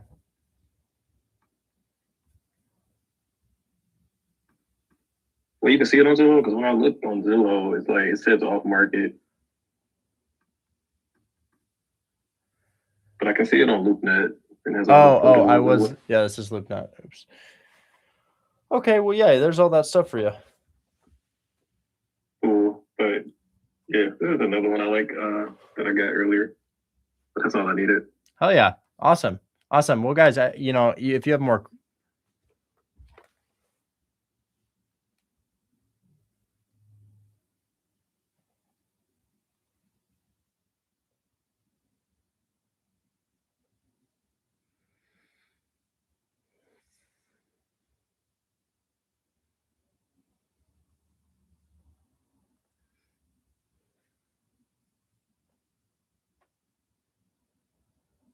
Okay. All right. Kira, are you taking questions, Kira? Yes, sir, I am. Cool. Okay. Sorry you had a rough day. It wasn't that bad. It was just like agent stuff. I have from this week alone, we have 4 in escrow, and we also closed, and that's just from my efforts. I'm not talking about the students' efforts. So just from our efforts, on this live stream, 4 deals in escrow totaling like Mhm. $50,000. And then I posted a video 2 days ago, or maybe even yesterday. Yeah, yesterday. In the past 7 days, we had 8 closings. That's amazing. Well, if anybody deserves it, you do. It's more so just that I really thought we had a mobile home park deal going down on an awesome property, and it just kind of blew up today. But that happens. That's No, part of not it. the one you've been working on. What happened? Well, yeah, that was why my day was quote unquote rough. It ultimately wasn't. Oh, look, deal of your choice plus email and phone call. We hit it again. It wasn't particularly a rough day. It was just that, it was just that, and then also just agents stopped picking up their phone. There's nothing too terrible is happening. Nothing too. It's not a rough day. It's okay. It's okay. It's a good day. We got so many in closing, guys. So many in closing. And I'm about to start my rehab right after this. I'm gonna wire my contractor $9,500 to start rehab on the other property, which I'm really excited about. But now we have deal of your choice plus email and phone call to give away. So I'm gonna make that happen.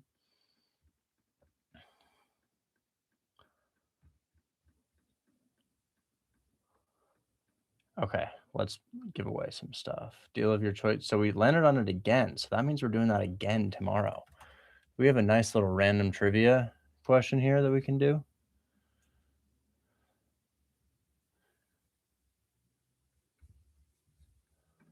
Okay.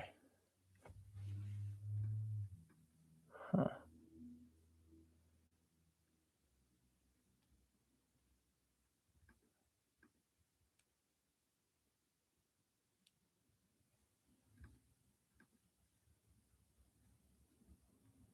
I don't know the answer to this one. Here's one that I don't know the answer to, guys. Yeah, you're muted, Kira. Sorry. I don't know the answer to this question. Looks like Cashley Banks wants to partner on PropStream with somebody, if anybody wants to. Okay, here's the question. How many daily tides do coastal cities experience? I don't know. How many daily tides to coast? The answer is 4. The answer is 4, which means that MJ is the winner. So MJ, tomorrow we bring you up and do deal of your choice plus email and phone call, which is what I did for that other woman today. At the beginning of the stream, I found a deal for somebody. We're gonna do that again tomorrow with you. Sick. Yeah, tomorrow be here at 1:30, and I'm gonna go ahead. Well, might be slightly late to that, but be here around 1:30, and I'm gonna go ahead. And the first thing we do is we're gonna see if we can pull a deal, a cash deal off of Zillow for you, and just give you the lead, and see if we can continue to work with it and push it towards the finish line. Dude, that's so sick. I literally just guessed that answer. It is correct. Apparently, there are two low tides and 2 high tides, which I did not know, but 4 is correct. Cool. Well, I appreciate that a lot. I missed the start of this live stream, but I'll be in tomorrow for the next one. And I just want to say, this whole thing you set up is so sick. I've been in the group for a month, and I found it on holiday when I was in Vancouver, and I live in the UK now, and life stuff's been going on. I just got back to the country, and I'm like, yeah, I'm going to full send this. And everyone's been so cool so far. So great. Yeah. You really get in, you get out what you put in, but you got to put a lot in at the beginning, hopefully less as you continue to go. But yeah, it can be really, really, really exciting when you start to get the flow of things. The woman we have on stage right now, Kira, she's really got a hang of things in the past couple months. She's only been in here for 6 or 7 months, but she's just crushing it now. She did a 40K deal recently. So everybody kind of finds their own way in here if they put the time in to do so. But yeah, it'll be super exciting to find one for you tomorrow. Usually I talk to 10 people and one of them says yes. So, it would be pretty rare if I could make one call and get a deal accepted, but I'll try my best here. And if anything, it'll be an awesome education moment, and maybe we can turn it into a deal for you. But I'm going to set that reminder now. Tomorrow at 1:25 p.m. remind me to bring up MJ. Okay. I added bring up MJ. Okay. Got you locked in. Guys, if you have more questions, which I know you do, who here has more questions, let us know in the chat. Kira is going to answer your questions for you to the best of her ability. The only question that I can't answer, which maybe she can't answer, is this equity carry method in the lender scenario. Very, very, very, very interesting situation here that I've yet to master. But anyways, guys, thanks so much for hanging out with me. I appreciate you, and I will catch you all on tomorrow's live stream, which is packed. All right, bye-bye.